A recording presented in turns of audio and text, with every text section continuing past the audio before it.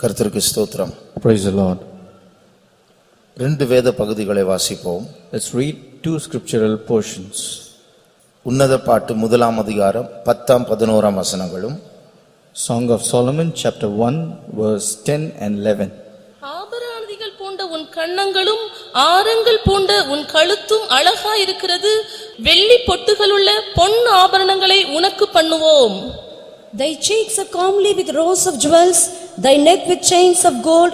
He will make thee borders of gold with studs of silver. கர்த்தருக்கு ஸ்தோத்திரம். Praise the Lord. தேவனுடைய அன்பை பற்றி ஆராய்ந்து வேதத்தின் வெளிச்சத்தில் தேவன் நம்மை எப்படி நேசிக்கிறார், நாமும் அவரை எப்படி நேசிக்க வேண்டும் என்று நாம் படித்துக் கொண்டிருக்கிறோம். In the light of the scripture, we are learning of how to love God in return and how the Lord loves us so much. நேற்று நாம் கேட்டோம், இது ஒரு ஆவிக்குரிய உறவா இருக்கிறபடினால் நாம் நம்முடைய மனது தேவனை நேசிக்க வேண்டும் என்றால் நம்முடைய மனது மிகவும் பலனுள்ளதா இருக்க வேண்டும். As we heard yesterday, because this is a spiritual relationship of how strong our mind should be. நேற்று கேட்டோம், சாலமோன் இந்த உலகத்திற்கு நிழலாட்டமா இருக்கிறான். நம்மை மனவாட்டி, கிறிஸ்துவின் மனவாட்டி கிறிஸ்துவை விட்டு எப்படி பிரிக்க முயற்சி செய்கிறது என்று நாம் கேட்டோம். Yesterday we heard how Solomon is a shadow to this world and how this world is trying to separate us who are the bride of Lord Jesus Christ from him. கிறிஸ்தவ வாழ்க்கை ஒரு டிவைன் ரொமான்ஸ், ஒரு தெய்வீக காதலின் அனுபவம். When we say a Christian life, it is equal to a divine romance. தேவைகளின் அடிப்படையில் தேவனை அணுகும் பொழுது நமக்கு அதிக சலிப்பு வரும், கேள்விகள் வரும். And when we approach God only for earthly necessities, then we will have lot of questions as well as we have much murmuring. ஆனால் அன்பின் அடிப்படையில் தேவனை அணுகும்போது நமக்கு கேள்வி வராது. அந்த அன்பு நிமித்தம் அவர் என்ன எப்படி நம்மை நடத்தினாலும் அவரை நம்ப பழகுவோம். But when we approach God with love, then there will be no questions, and no matter which way he is leading us, we will be ready to go in that path. இன்றைக்கு தேவனை நாம் எப்படி நேசிக்க வேண்டும் என்று தொடர்ந்து படிப்பதற்கு முன்பாக, before we learn of how we should learn to love God, சில நேரங்களில் தேவனுடைய அன்பை நாம் தவறாக புரிந்து கொள்கிறோம். Sometimes we understand the love of God in a wrong way. எபேசியர் 3 அதிகாரம் 18-19 வசனங்களை வாசிக்கும்போது, when we read Ephesians chapter 3 verse 18 and 19, தேவனுடைய அன்பு அறிவுக்கு எட்டாத அன்பு என்று நாம் வாசிக்கிறோம். here it's mentioned the love of God passeth all understanding. அதன் அர்த்தம் என்ன? What does that mean? தேவனுடைய அன்பை அது அறிவுக்கு எட்டாது என்று சொன்னால் சில நேரத்தில் அந்த அன்பு நமக்கு அன்பாக தோன்றாது. அது வேற விதத்தில், அது தவறாக நாம் அதை புரிந்து கொள்ளலாம். Which means the love of God at times will not look like a love which is being shown to us. We will try to interpret in a wrong way.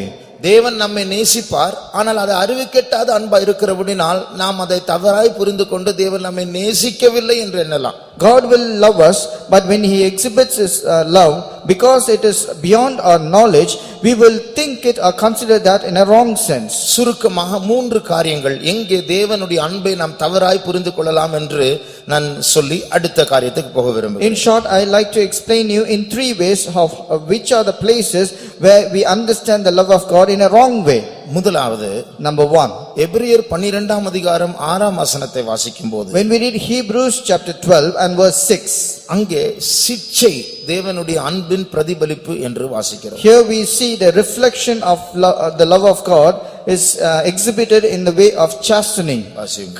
கர்த்தர் எவனிடத்தில் அன்பு கூறுகிறாரோ அவனை அவர் சிட்சித்து தாம் சேர்த்துக் கொள்ளுகிற எந்த மகனையும் தண்டிக்கிறார் என்று பிள்ளைகளுக்கு சொல்லுகிறது போல உங்களுக்கு சொல்லி இருக்கிற புத்திமதியை மறந்தீர்கள். For whom the Lord loveth he chasteneth and scourgeth every son whom he receiveth. தேவன் ஒருவரை நேசித்தால் அவர்களை சிட்சிப்பார். If the Lord loves somebody, he will definitely chasten them. இந்த முழு உலகம் ஒரு நியாய தீர்ப்பை நோக்கி சென்று கொண்டிருக்கிறது என்று வேதம் சொல்லுகிறது. The scripture says the whole world is going towards a judgment. 1 கொரிந்தியர் 11 அதிகாரம் 31-32 இதை வாசிக்கலாம். We can read this in 1 Corinthians chapter 11 verse 31 and 32. வாசியுங்கள். நம்மை நாமே நிதானித்து அறிந்தால் நாம் நியாயம் தீர்க்கப்படும், நாம் நியாயம் தீர்க்கப்படும்போது உலகத்தோடே ஆக்கினைக்குள்ளாக தீர்க்கப்படாதபடிக்கு கர்த்தராலே சிட்சிக்கப்படுகிறோம். For if we should judge ourselves, we should not be judged. But when we are judged, we are chastened of the Lord, that we should not be condemned with the world. உலகத்தோடு நாம் ஆக்கினைக்குள் தீர்க்கப்படாதபடிக்கு, that we should not be condemned along with this world. இந்த உலகத்திற்கு பெரிய ஆக்கினை தீர்ப்பு வருகிறது. There is a great condemnation for this world. ஆனால் சில நேரத்தில் நாம் நம்முடைய புத்தியை இழந்து தெளிவிழந்து நாம் அந்த உலகம் போகிறதான அந்த பாதையில் உலகத்தாரோடு சேர்ந்து நாமும் போய் கொண்டிருக்கிறோம். Sometimes we lose our understanding, our sobriety, and then we also start following the way which the people of the world take. எபேசியர் 2ஆம் அதிகாரம் 2ஆம் வசனத்தை வாசிக்கும்போது, when we read Ephesians chapter 2 and verse 2, ஒரு காலத்தில் நாம் உலகத்தின் வழக்கத்தின்படி நடந்தோம். One period of time we just followed the course of the world.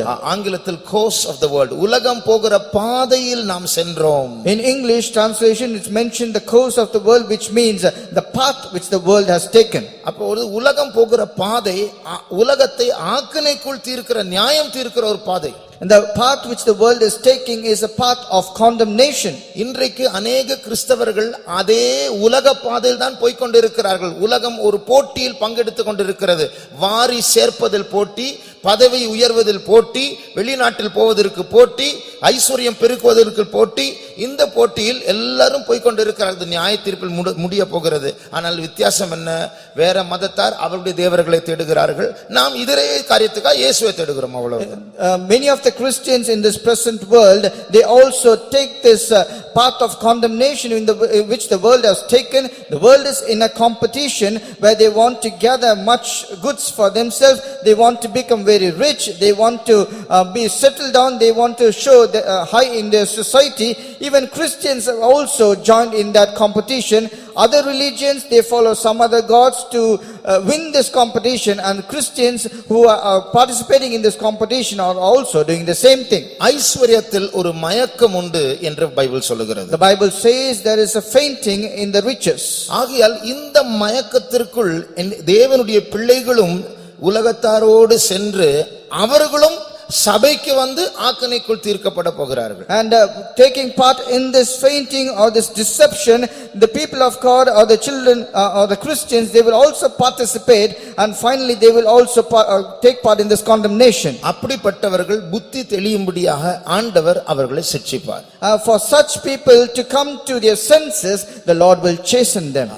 தாங்கள் அழுக்கற கழுவப்படாமல் இருந்தும் தாங்கள் சொந்த பார்வையில் பரிசுத்தமாய் சுத்தமாய் இருக்கிறார்கள் நினைக்கிற ஒரு ஜாதி, ஒரு சந்ததி உண்டு. There is a nation, even though they have not been cleansed, but for their own sight they appear to be very pure. நாம் மற்றவர்களுடைய தவறுகளை கண்டுபிடிப்பதில் கெட்டிக்காரரா இருக்கிறோம். தன் பிழைகளை உணருகிறவன் யார்? அதுதான் வேதம் கேட்கிற கேள்வி. And we are very smart in finding out the mistakes of others, but the scripture is asking us, who can accept his own errors?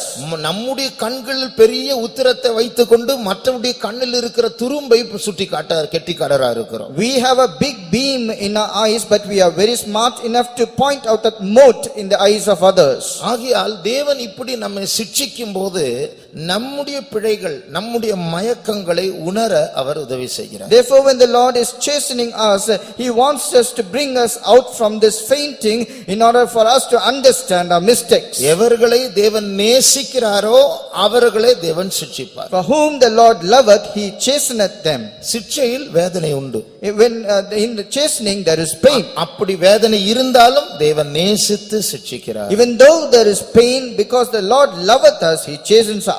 நாம் தேவனை தேவனுக்காக தேடாமல் இந்த உலகத்தினுடைய ஐஸ்வர்யத்திற்காகவும் மேன்மைக்காகவும் தேடும்போது நமக்கு ஒன்றும் நடக்காவிட்டால் தான் நாம் பயப்பட வேண்டும். தேவன் என்னை கைவிட்டாரா? அடித்தால் அது நல்லது, தேவன் கூட இருக்கிறார் என்ற அர்த்தம். Instead of seeking God for godly purpose, but we just seek him after for riches and honor of this life, and even nothing happens. If the Lord is smiting us, then it is good for us. If he is not doing anything, then you should be afraid of that. சில நேரங்களில் வியாதிகளை கொண்டு, சில விபத்துகளை கொண்டு, சில தோல்விகளை கொண்டு, சில நேரத்தில் மரணங்களை கொண்டு, மற்றவருடைய மரணங்களை கொண்டு நம்மை அவர் அடிப்பார். Sometimes through sickness, sometimes through failures, through some accidents or some other things, the Lord might, through the death of others, the Lord might chasten us. தேவன் நம்மை வெறுக்கவில்லை, உலகத்தினுடைய பயங்கர நியாய தீர்ப்புக்கு தப்பும்படியாக அதிலிருந்து நம்மை விடுவித்து தம்மண்டை சேர்த்து கொள்ளும்படியாக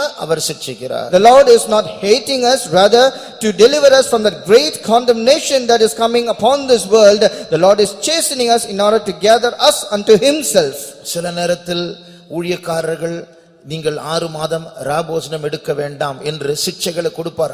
அதுவும் தேவனுடைய அன்புதான், அது தள்ளிவிடுகிற ஒரு அனுபவம் அல்ல. Sometimes the servants of God in your assembly might say, you should not take part in the Holy Communion for 6 months as a chastening. Even that is also a part of the chastening of the Lord. You should not reject that. ஆகில் தேவன் நேசிக்கவில்லை என்று புரிந்து கொள்ள வேண்டாம், அவர் நேசிக்கிறார். சிட்சை ஒரு அவருடைய சிநேகத்தின் பிரதிபலிப்பு. Therefore, do not think that the Lord is not loving me.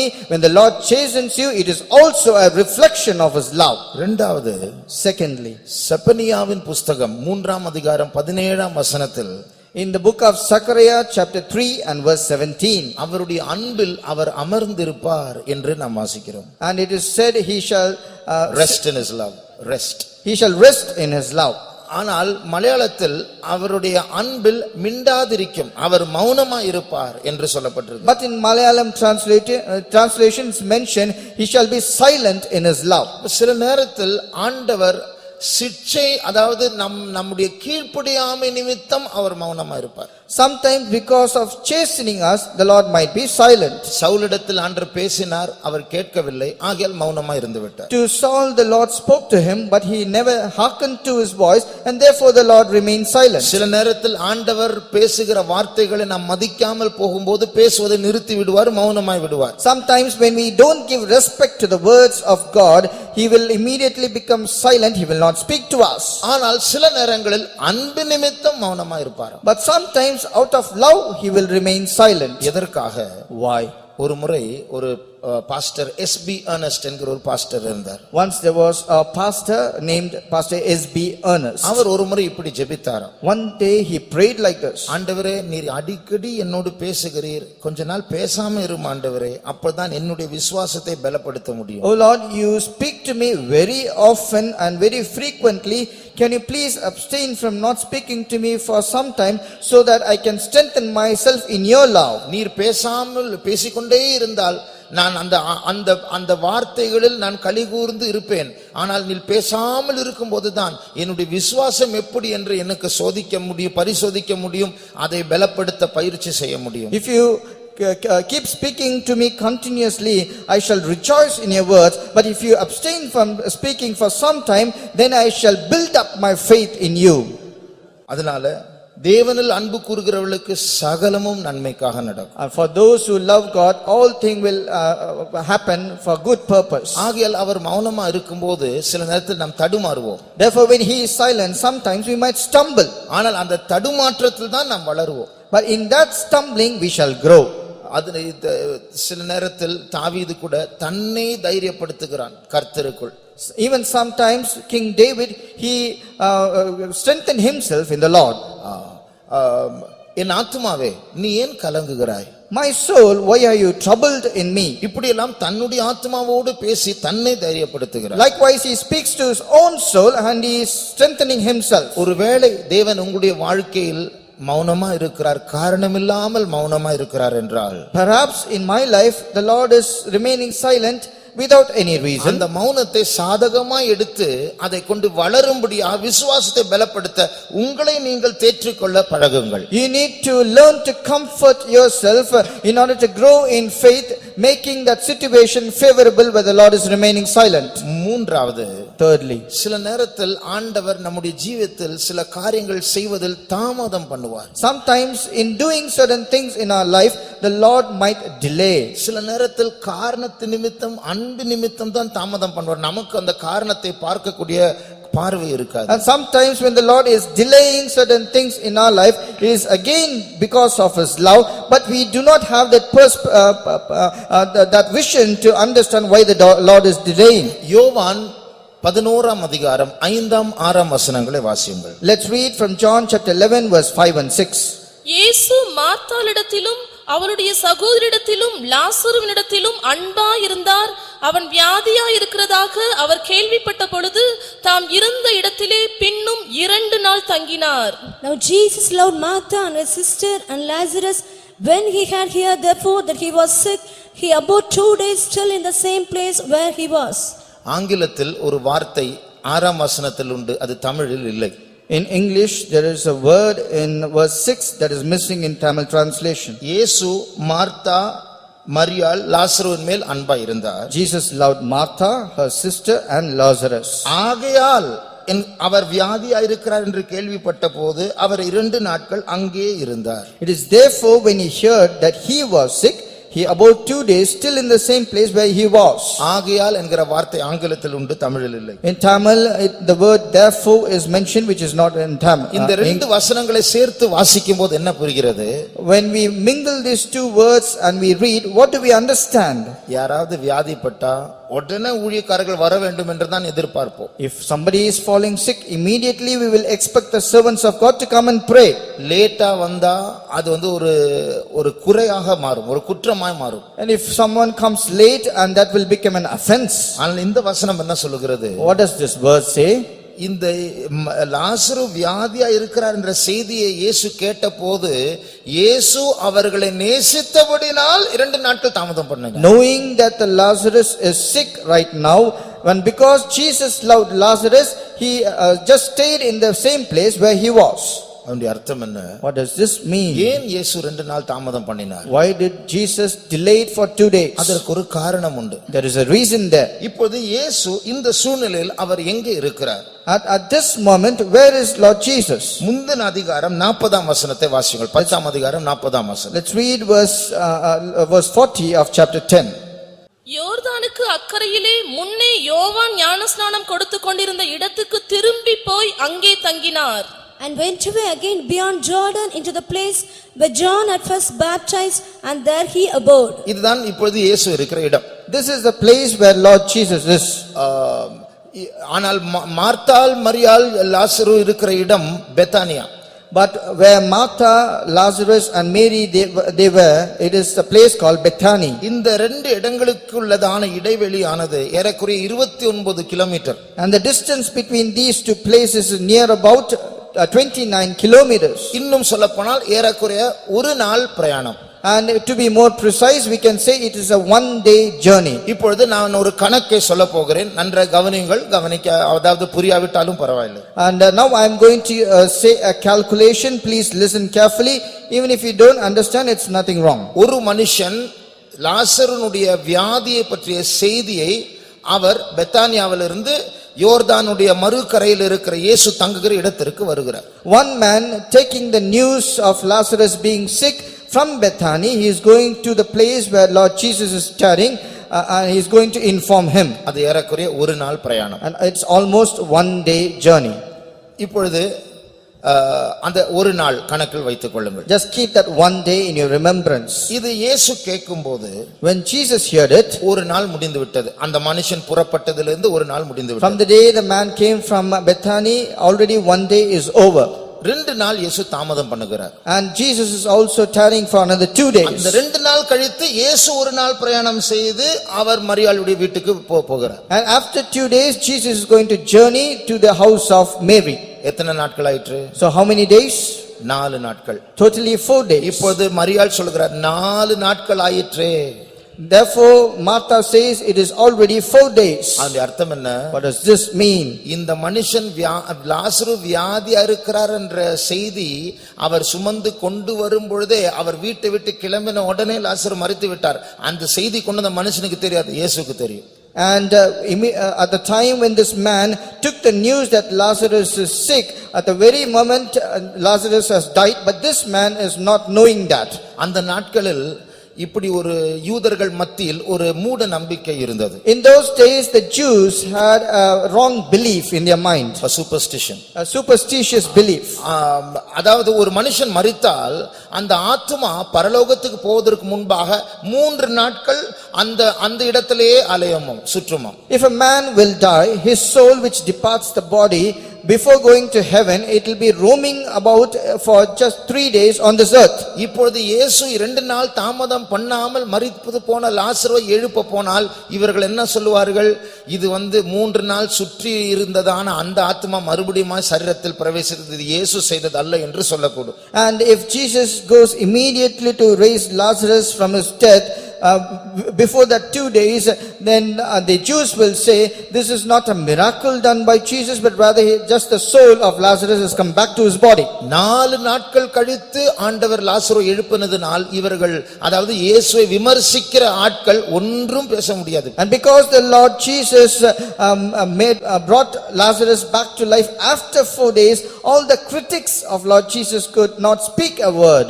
இது போல இயேசு தாமதம் பண்ணினது ஒரு நன்மைக்காக தான். And it's therefore when Jesus tarried, it is for a good cause. இயேசு இந்த மூவரை நேசித்தார், ஆகையால் 2 நாட்கள் தாமதம் பண்ணினார். Jesus loved Lazarus and therefore he tarried for 2 days. இது போல நம்முடைய ஜீவிதத்தில் சில காரியங்கள் நிமித்தம் அவர் காரணத்தை சொல்ல மாட்டார், ஆனால் தாமதம் பண்ணுவார், அதில் அவருடைய அன்பு மறைந்திருக்கிறது. Likewise, even in our life, the Lord will tarry for some reason which he will not tell us, but we need to understand that the love of Lord is hidden in that. நாம் முக்கியமாக அறிய வேண்டிய ஒரு காரியம், தேவனுக்கு எல்லாம் தெரியும். And the very important thing which we need to know, God knows everything. உங்களுடைய குடும்ப சூழ்நிலைகள், உங்களுடைய தனிப்பட்ட இருதயத்தின் ரகசியங்கள், ஏக்கங்கள், தவிப்புகள், பாரங்கள் உங்களை விட நன்றாய் அவர் உணர்வார். Your family situation, your personal problems, all your distress, sorrow and frustration, more than what you know about you, he knows very well. நீங்களே யோசிச்சு பாருங்க, உங்களுடைய தலையில எத்தனை முடி இருக்குன்னு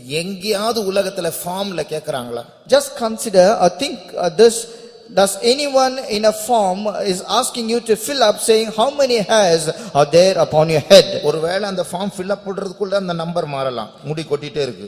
Even before filling up the form, if perhaps there is a question like that, the numbers will immediately change after some time because your hair is keeping on falling down. நம்ம தலையில எவ்வளவு முடி இருக்கு நமக்கே தெரியாது, ஆனால் ஆண்டவருக்கு தெரியும். We ourselves do not know how many hairs are there upon our head, but the Lord knows clearly. அந்த நம்பர் மாறும் பொழுதும் ஆண்டவருக்கு தெரியும். Even if the number changes, the Lord knows it. அந்த அர்த்தம் என்ன? What does that mean? நமக்கே தேவையில்லாத இந்த விவரம் ஆண்டவருடைய மனதில் வைக்கும்போது முக்கியமான காரியங்கள் மனதில் வைக்க மாட்டாரா? If the Lord can keep in remembrance all the numbers of all these unwanted things, will he not remember all the important things of our life?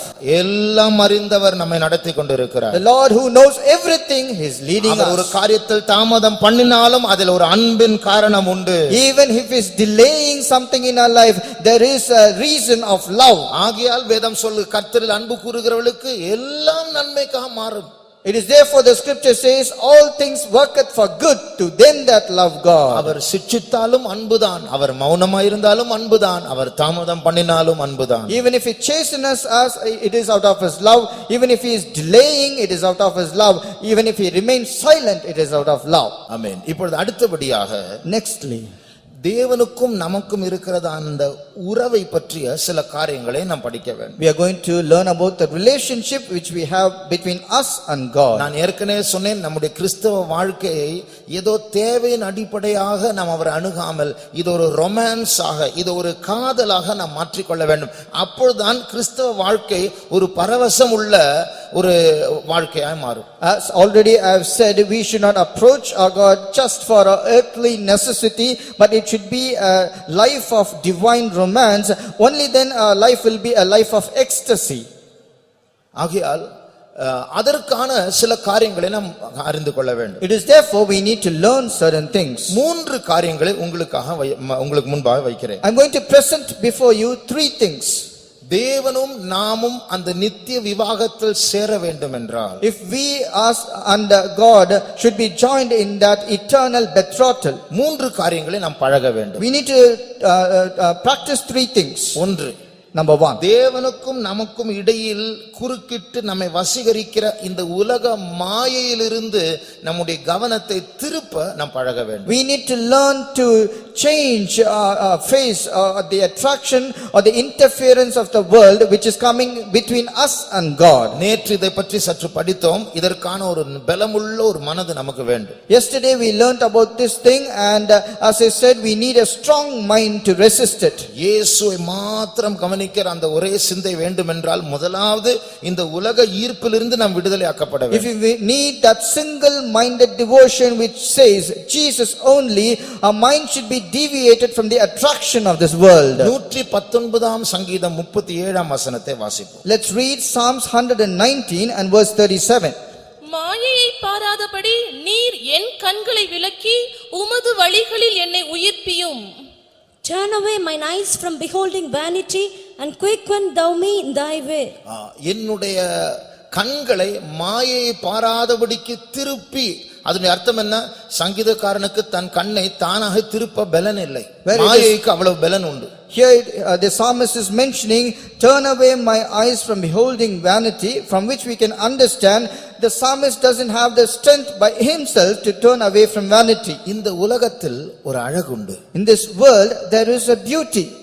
தேவனோடு நம்முடைய உறவு பெருக வேண்டுமென்றால் இந்த உலகத்தினுடைய அழகை ரசிக்காமல் இருக்க நாம் பழக வேண்டும். If our relationship with God should increase or get closer, we need to practice ourselves not to be enjoying the beauty of the world. அதாவது இந்த பொய் அழகை நம்முடைய கண் அந்த பொய் அழகை பார்க்க திரும்ப கூடாது. And our eyes should not turn to behold this false vanity of the world. இன்றைக்கு உலகத்தில் எல்லாமே அட்ராக்டிவாக வசீகரிக்கக்கூடியதா இருக்கிறது. In this world, everything which we look at is very attractive. ஒரு புதிய காரை பார்த்தால் If you just look at a new car, அதுல ஒரு அழகு இருக்கிறது. there is a beauty in that. ஒரு புதிய மோட்டார் பைக்கை பார்த்தால் அதனுடைய ஷேப்பில் ஒரு அழகு If இருக்கிறது. you look at a new model of motorcycle, in that shape there is a beauty. ஒவ்வொன்றிலும் ஒரு அழகு இருக்கிறது. In everything there is a different beauty. ஆனால் மணவாட்டி, கிறிஸ்துவின் மணவாட்டினுடைய கண்கள் அந்த அழகை பார்க்க பழகக்கூடாது. But the bride of Christ, eyes should not practice to see that vain attraction. நம்முடைய மனதை கிறிஸ்துவனுடைய பலத்தினால் பலப்படுத்தி அப்படிப்பட்ட ஒரு அழகை நாம் பார்க்கும்போது நம்முடைய கண்களை விலக்க பழக வேண்டும். And when we have strengthen our mind which we receive from Lord Jesus Christ, we need to practice ourselves to take away our eyes from that vanity. காரணம் என்ன தெரியுமா? Do you know the reason? இரண்டாவது குறிப்பு நாம் பார்க்கும் பொழுது தேவன் அவருடைய அழகினால் நம்மை ஈர்க்க முயற்சி செய்கிறார். The second point, when we are going to meditate, we can understand the Lord is trying to attract us through his beauty. இந்த உலக அழகும் தேவனுடைய அழகும் நேர் விரோதமானது. The beauty of this world and the beauty from God are totally contrary to each other. உலகத்தினுடைய ஆடம்பரத்தையும் அழகையும் ரசிக்கிறவர்கள் தேவனுடைய அழகை ரசிக்க முடியாது. And those who are attracted to the beauty and the vanities of the world, they cannot enjoy the beauty of God. மறு வார்த்தையில் சொல்லப்போனால் தேவனுடைய அழகை ரசிக்க பழக வேண்டும் என்றால் முதலாவது இந்த உலகத்தினுடைய அழகை ரசிக்காமல் இருக்க நம்முடைய கண்களை விலக்க பழக வேண்டும். And other way we can say, if you want to enjoy beholding the beauty of God, we need to practice ourselves not to look at the attractions of the world. உன்னத பாட்டு 5ஆம் அதிகாரத்திற்கு வேதத்தை திருப்பினால், When we turn our Bible to Song of Solomon chapter 5, சிலர் இந்த சூலமித்தியாளை, இந்த கிராம பெண்ணை பார்த்து, உன்னுடைய நேசர் அப்படி என்ன, நீ அப்படி இரவில் போய் அவரை தேடுவதற்கு அவர் யார்? and some of the people, they are asking the Shulamite woman, what is there in your beloved that you have to go in search of him in the middle of the night? மற்ற நேசர்களை பார்க்கலும் உன்னுடைய நேசர் அவ்வளவு ஸ்பெஷலா இப்படி இரவில் போய் ஓடி தேடுவதற்கு? Is your beloved so special that you have to run in search of him in the middle of the night than the other people? அப்படி என்ன அவர் அப்படி கேட்டதுதான் அள்ளி கொட்டுகிறாள் வார்த்தைகளை. And they are asking what is special in them. Immediately the bride is pouring out her words on her expression. 10ஆம் வசனத்திலிருந்து 16ஆம் வசனம் வரைக்கும் அவள் வர்ணிக்கிறாள். Right from verse 10 onwards until the last verse, she is describing him. அவர் வெண்மையும் சிவப்புமானவர், 10,000 பேரில் சிறந்தவர், அவருடைய தலை இப்படி, அவருடைய கண்கள் இப்படி, அவருடைய கன்னம் இப்படி, கரங்கள் இப்படி என்று வர்ணிக்கிறார். She is describing him, explaining him. He is white and ruddy, his head is of fine gold, his eyes are like this, hands and legs are like this. இதெல்லாம் போய் ஏதோ மனப்பாட வசனம் படிக்கிற மாதிரி படித்து வரவில்லை, அது உள்ளத்திலிருந்து வந்த வார்த்தை. And all these things she has not by-hearted something and she is saying out to them, but rather it came out from inside her heart. இப்போ உங்களை யாராவது கேக்குறாங்க, உங்க ஜீசஸ் எப்படிப்பட்டவர்? and somebody is coming and asking you, how is your Jesus? அப்படி ஸ்பாட்ல சொல்ல முடியுமா? Can you just reply them on spot? இது ரொம்ப கஷ்டமான கேள்வி பிரதர், கொஞ்சம் யோசிச்சு சொல்றேன், இப்படிதான் சொல்ல முடியும். We will say, this is a very difficult question, brother. I have to just think and tell. அப்போ அதனுடைய அர்த்தம் என்ன? இன்னும் அவருடைய அழகில், அந்த ஆவிக்குரிய அழகில் அவர்கள் பழகவில்லை நாம். Which means we have not practiced ourselves to enjoy the beauty which is in the spiritual form. இன்றைக்கு இயேசுனுடைய கண் எப்படி, அவருடைய நெற்றி எப்படி, அவருடைய தலைமுடி எப்படி, இதெல்லாம் முக்கியம் அல்ல. அது பூமிக்குரிய காரியம். It is not important of how the eyes of Jesus and how the forehead of Jesus is and how his hands are, because all these are earthly things. பரிசுத்த பவுல் சொல்லுகிறார், ஒரு காலத்தில் கிறிஸ்துவை மாம்சத்தின்படி அறிந்தேன், ஆனால் இப்பொழுது அவரை அறியவில்லை. Saint Paul says, once I know Jesus in this flesh, but now I do not know him in flesh. ஆகையால் இன்றைக்கு இயேசுடைய சரீர அழகு முக்கியம் அல்ல. அது முக்கியமா இருந்திருக்கும் என்றால் இன்றைக்கு அவருடைய படத்தை வைத்திருக்கலாம். And today the literal beauty of Lord Jesus Christ is not important for us.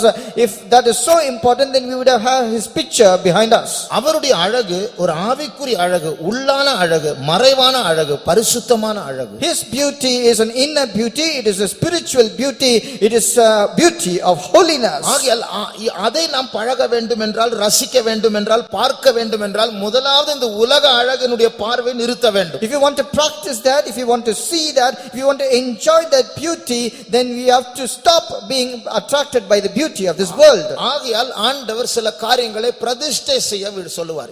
இது உனக்கு தேவையில்லை, விடு. It is therefore the Lord will ask you to consecrate certain things, saying you don't need these things. இது உனக்கும் எனக்கும் இருக்கிற உறவில் குறுக்கிடுகிறது, தடையாயிருக்கிறது, இதை விடு. He will say this is an obstacle between you and an interference between you and me, and therefore just leave it. அதை உன் கையில் அழகாய் வைத்துக் கொள்ளும் வரைக்கும் நீ என் அழகை ரசிக்க முடியாது. As long as that is attractive being in your hands, you cannot perceive my beauty. இப்படி நாம் முதல் குறிப்பாக, ஆண்டவரே என்னுடைய கண்களை, என்னுடைய உள்ளத்தை இந்த உலகத்தினுடைய லௌகிக அழகிலிருந்து திருப்பும்படிக்கு என்னை பலப்படுத்தும் ஆண்டவரே என்று ஜெபிக்க வேண்டும். We need to pray to the Lord saying, Lord, strengthen my heart that I might deviate my eyes or my perspective from the attraction of this world towards you.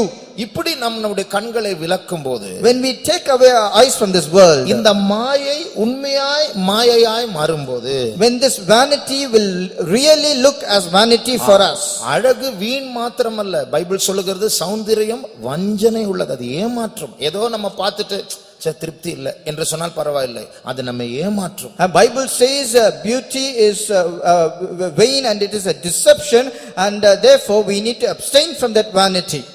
அது நம்மை கிறிஸ்துவிடத்திலிருந்து நம்மை அவரை விட்டு விலகும்படிக்கு வசீகரிக்கும், அதுதான் அந்த ஏமாற்றம். It will attract us in such a way that we will be deceived, that we will start forgetting our Lord Jesus. ஒரு நிமிடம் நம்முடைய கண்களை மூடுவோம். For 1 minute let us close our eyes. நம்முடைய உள்ளம் அந்த ஜன்ம பாவத்து நிமித்தம் மாயை அதிகமாக ரசிக்க கூடியதா இருக்கிறது. Because of the nature of sin which is in us, we are prone to enjoy the beauty of this world. இந்த உலகத்தினுடைய அழகை ரசிக்காமல் இருக்க கூடியதான இருதயத்தை, கண்களை கர்த்தர் நமக்கு தர வேண்டும். The Lord should give us eyes and heart that it is not being attracted by the beauty of this world. மற்றவர்களுக்கு ஒரு குறிப்பிட்ட மொபைல் போன் அழகா இருக்கலாம், ஒரு குறிப்பிட்ட மாடல் வஸ்திரம் அழகா இருக்கலாம். கிறிஸ்துவின் மனவாட்டிக்கு எல்லாம் மாயை. For others, a model of cell phone, a particular garment might be very attractive, but for the bride of Christ all things are vanity. நம்முடைய கண்களை மூடுவோம். Let's close our eyes. இந்த உலக மாயையிலிருந்து கர்த்தர் என்னை விடுவிக்க வேண்டும். The Lord should deliver me from the vanities of the world. அதிலிருந்து என்னுடைய கண்கள், என்னுடைய இருதயமானது திருப்பப்பட வேண்டும். From which my eyes and my heart should be deviated. மாயையாக பார்க்கக்கூடிய கண்களை கர்த்தர் தர வேண்டும். The Lord should give me an eyes to behold vanity as vanity. என்று விரும்புகிறவர்கள் கரங்களை உயர்த்தி கர்த்தரை ஸ்தோத்திரிப்போம். Those who say that, please put up your hands and praise God. ஸ்தோத்திரம் ஆண்டவரே, ஸ்தோத்திரம் இயேசுவே, ஸ்தோத்திரம் இயேசுவே, ஸ்தோத்திரம் ஸ்தோத்திரம் ஸ்தோத்திரம் ஸ்தோத்திரம் ஸ்தோத்திரம் ஸ்தோத்திரம் ஸ்தோத்திரம் ஸ்தோத்திரம் ஸ்தோத்திரம் ஸ்தோத்திரம். Thank you Jesus, thank you Jesus, thank you Lord. Amen. இரண்டாவது, secondly, இந்த டிவைன் ரொமான்ஸ், இந்த தெய்வீக காதல் அனுபவத்தில், in this experience of divine romance, அவர் நம்மை ஈர்க்கிற ஒரு அனுபவம் உண்டு, நாம் அவர் ஈர்க்கிற அனுபவம் உண்டு. there is an experience of we attracting the Lord and there is an experience where the God is trying to attract us. அதுதான் இரண்டாம் மூன்றாம் குறிப்புகள். That's the second and the third point. ஆகையால் இரண்டாவது, தேவன் நம்மை ஈர்க்கும்போது, அட்ராக்ட் பண்ணும்போது நாம் அட்ராக்ட் ஆக வேண்டும். Secondly, when the Lord is trying to attract us, we should get attracted. ஒருத்தருக்கு நம்ம ரொம்ப பிடிச்சிருக்கு, அவங்களுடைய கவனத்தை நம் பக்கமாய் திருப்ப வேண்டும் என்றால் அவர்களை அட்ராக்ட் பண்ண வேண்டும், அவர்களை வசீகரிக்க நம் பக்கமாய் இழுத்துக்கொள்ள நாம் முயற்சி செய்ய வேண்டும். If we love someone and if we want to grab their attention, we need to do something in order for them to be attracted towards us. இப்பொழுது தேவன் நம்மை அதிகமாக நேசிக்கிறார். Now the Lord is loving us so much. ஆனால் நாம் விழுந்து போனவர்களா இருக்கிறபடினால் தேவனால் ஈர்க்கப்படக்கூடியதான அந்த தன்மை நம்முடைய உள்ளத்தில் இல்லை. But because we are in a fallen state, we do not have that aspect in us that we can be attracted by God. உண்மை சொன்னால் நாம் எல்லாரும் ஆண்டவரை பார்த்தால் பயப்படக்கூடியவர்கள், விலகி ஓடக்கூடியவர்கள். அந்த ஜன்ம பாவம் அப்படிப்பட்டது. In reality, if we can say, if we look at God, we out of fear will flee away from him. It is because of the nature of sin which is inside us. ஒரு மனுஷன் தன்னுடைய வாழ்க்கையை சாட்சி ஒரு கவிதையாக 180 வரிகள் உள்ள ஒரு கவிதையாக எழுதினார். One man, he wrote his life in a poetic form which had some 180 lines. ஒரு வேட்டை ஆடுகிற நாய் ஒரு இரையை தேடி போகிறது போல, வானத்தின் பரலோகத்தின் வேட்டை நாயை போல என்னை அவர் துரத்தி பிடித்தார் என்று அந்த கவிதையில் சொல்கிறார். And in that poem he says, like a wild hound coming search after its prey, the heavenly Father came behind me chasing me. இரவிலும் பகலும் நான் அவரை விட்டு ஓடினேன், என் மனதில் அவரை விட்டு நான் விலகி ஓடினேன், என்னுடைய துக்க நேரத்தில் அவரை விட்டு விலகி ஓட நான் முயற்சி செய்தேன், சந்தோஷமா இருக்கும் சிரித்துக் கொண்டு ஓட முயற்சி செய்தேன், ஆனால் என்னை அவர் விடவில்லை, துரத்தி துரத்தி துரத்தி அவர் பிடித்துக் கொண்டார். Day and night I fled away from him, both when I am in sorrow, even if I am in joy, still I just fled away from him. In everything I tried to flee away from him, but he never left me. He just kept on chasing me and he finally caught me. இப்படி ஓடி ஓடி போகிற, விலகி போகிற அந்த மனுக்குலத்தை தன் பக்கமா ஈர்க்கும்படியா ஆண்டவருடைய attract பண்ணுகிற முயற்சி தான் கல்வாரி, அவருடைய மரணத்தின் காட்சி. And when we say Calvary, it is the way by which the Lord is trying to attract the whole humankind which is trying to flee away from him. அந்த கல்வாரி தரிசனத்தில் நம் எல்லாரையும் வசீகரிக்கிறதான ஒரு ஈர்ப்பு அதில் உண்டு. In the vision of Calvary, there is a strong attraction which can attract all of us. ஆனா நமக்குள் அந்த மாயை மேல் உள்ள ஈர்ப்பு இருக்கும் வரைக்கும் அந்த கல்வாரி தரிசனம் ஒரு கதையாக தான் இருக்கும், அது ஒரு மாயையாக இருக்கும். But as long as we have the attraction of the vanities of the world, the cross of Calvary, that vision will always be like a story, or that will appear as a vanity for us. ஆண்டவர் இஸ்ரவேல் ஜனங்களை பற்றி சொன்னார், நான் அவர்களை நயங்காட்டி வனாந்தரத்திற்கு கொண்டு வருவேன். God said about the people of Israelites, I allured them and brought them into the wilderness. ஆகையால் விழுந்து போன ஓடி போகிற மனுஷர்களாகிய நம்மை நயங்காட்டி நம்மை ஈர்க்கும்படியாக அவருடைய முயற்சி தான் அந்த கல்வாரியில் தொங்குகிற அவருடைய காட்சி. And it is God's action of hanging on the cross of Calvary in order to allure us to that wilderness so that he might gain us. பரிசுத்த பவுலுடைய வாழ்க்கையை பார்க்கும்போது, when we consider the life of St. Paul, அவர் தேவனை விட்டு விலகி ஓடினவர். He was a man who fled away from God. ஆண்டவர் அவரை துரத்தி பிடித்தார். The Lord chased him after and he caught him. ஆனால் ஆண்டவர் அவரை சந்தித்த அந்த நாளில் இருந்து அவருடைய அந்த விலகி ஓடுகிற பயணத்தை மாற்றி தேவனை பார்த்து ஓடுகிற பயணமாக மாறிவிட்டது. But from the day on, when the Lord met St. Paul, from the day onwards, instead of fleeing away from God, he started chasing after God. எத்தனை தடைகள் வந்தது. There were many hindrances. எத்தனை பாடுகள் வந்தது. There were many sufferings. ஆனால் அவர் ஓடிட்டே இருக்கிறார். கிறிஸ்துவின் அன்பை விட்டு என்னை பிரிப்பவன் யார்? But he was just following or chasing after the Lord, saying, who shall separate me from the love of Christ? அவரை எப்படியாவது அடையும்படியா ஆசையாய் தொடருகிறேன். To somehow gain him, I am pressing forward with all my desire. இப்படி தேவன் நம்மை attract பண்ணும்போது நாம் அவரை நோக்கி ஓட வேண்டும். Likewise, when the Lord is trying to attract us, we need to run towards him. ஒரு ரோமன் கேத்தலிக் ஃபாதரை பற்றி ஒரு சாட்சியை நான் கேட்டேன். And I heard a testimony concerning a Roman Catholic father. அவர் ஒரு நாளைக்கு ஒரு 2 மணி நேரம் 3 மணி நேரம் அவருடைய கண்களை மூடி தேவன் என்கிற வார்த்தை மாத்திரம் தொடர்ச்சியாக உச்சரித்து கொண்டே இருப்பார். And in a day for around 2 or 3 hours, he will just close his eyes and he will meditate and he will speak out the word, only word, God. God, God, God, God. இதே 2 மணி நேரம். அந்த அர்த்தம் என்னுடைய இருதயம் உமக்காய் ஏங்குகிறது ஆண்டவரே. He will just say God, God for a long time, for 2 or 3 hours, saying my heart is yearning for you, God. அப்போ விலகி ஓடுகிற இருதயங்கள் ஆண்டவர் திருப்பி அந்த இருதயம் தேவனுக்குள்ள ஏதோ ஒரு அட்ராக்ஷன், ஒரு ஈர்ப்பை கண்டிருக்கிறது. And that heart has found something so attractive which was early fleeing away from God. சில நாட்களுக்கு முன்பாக லீபானோன் தேசத்தில் இருக்கிற ஒரு முஸ்லிமினுடைய சாட்சியை கேட்டேன். Just before few days I happened to listen to a testimony of a Muslim man from the country of Lebanon. 7 வருஷம் தொடர்ச்சியாக ஒவ்வொரு இரவிலும் இயேசு சொப்பனத்தில் வெளிப்பட்டார். For 7 long years, every single night in his vision, Lord Jesus Christ appeared to this man. அந்த 7 வருஷம் கழித்து தான் அவருடைய இருதயத்தை இயேசுக்கு ஒப்பு கொடுத்தார். Only after 7 long years that he gave his heart to Jesus. அப்பொழுது ஒருவர் கேட்டார். Then one man asked him, நீங்கள் இருதயத்தை இயேசுக்கு கொடுத்தீங்க, அது சரி, ஆனால் இயேசு உங்களை ஏற்றுக்கொண்டார் என்பதற்கு சாட்சி என்ன, அத்தாட்சி என்ன? And a man asked him, you say that you have given your heart to Jesus, but what is the proof that the Lord has accepted your heart? அவர் சொன்ன பதில் என்ன தெரியுமா? Do you know the answer he gave?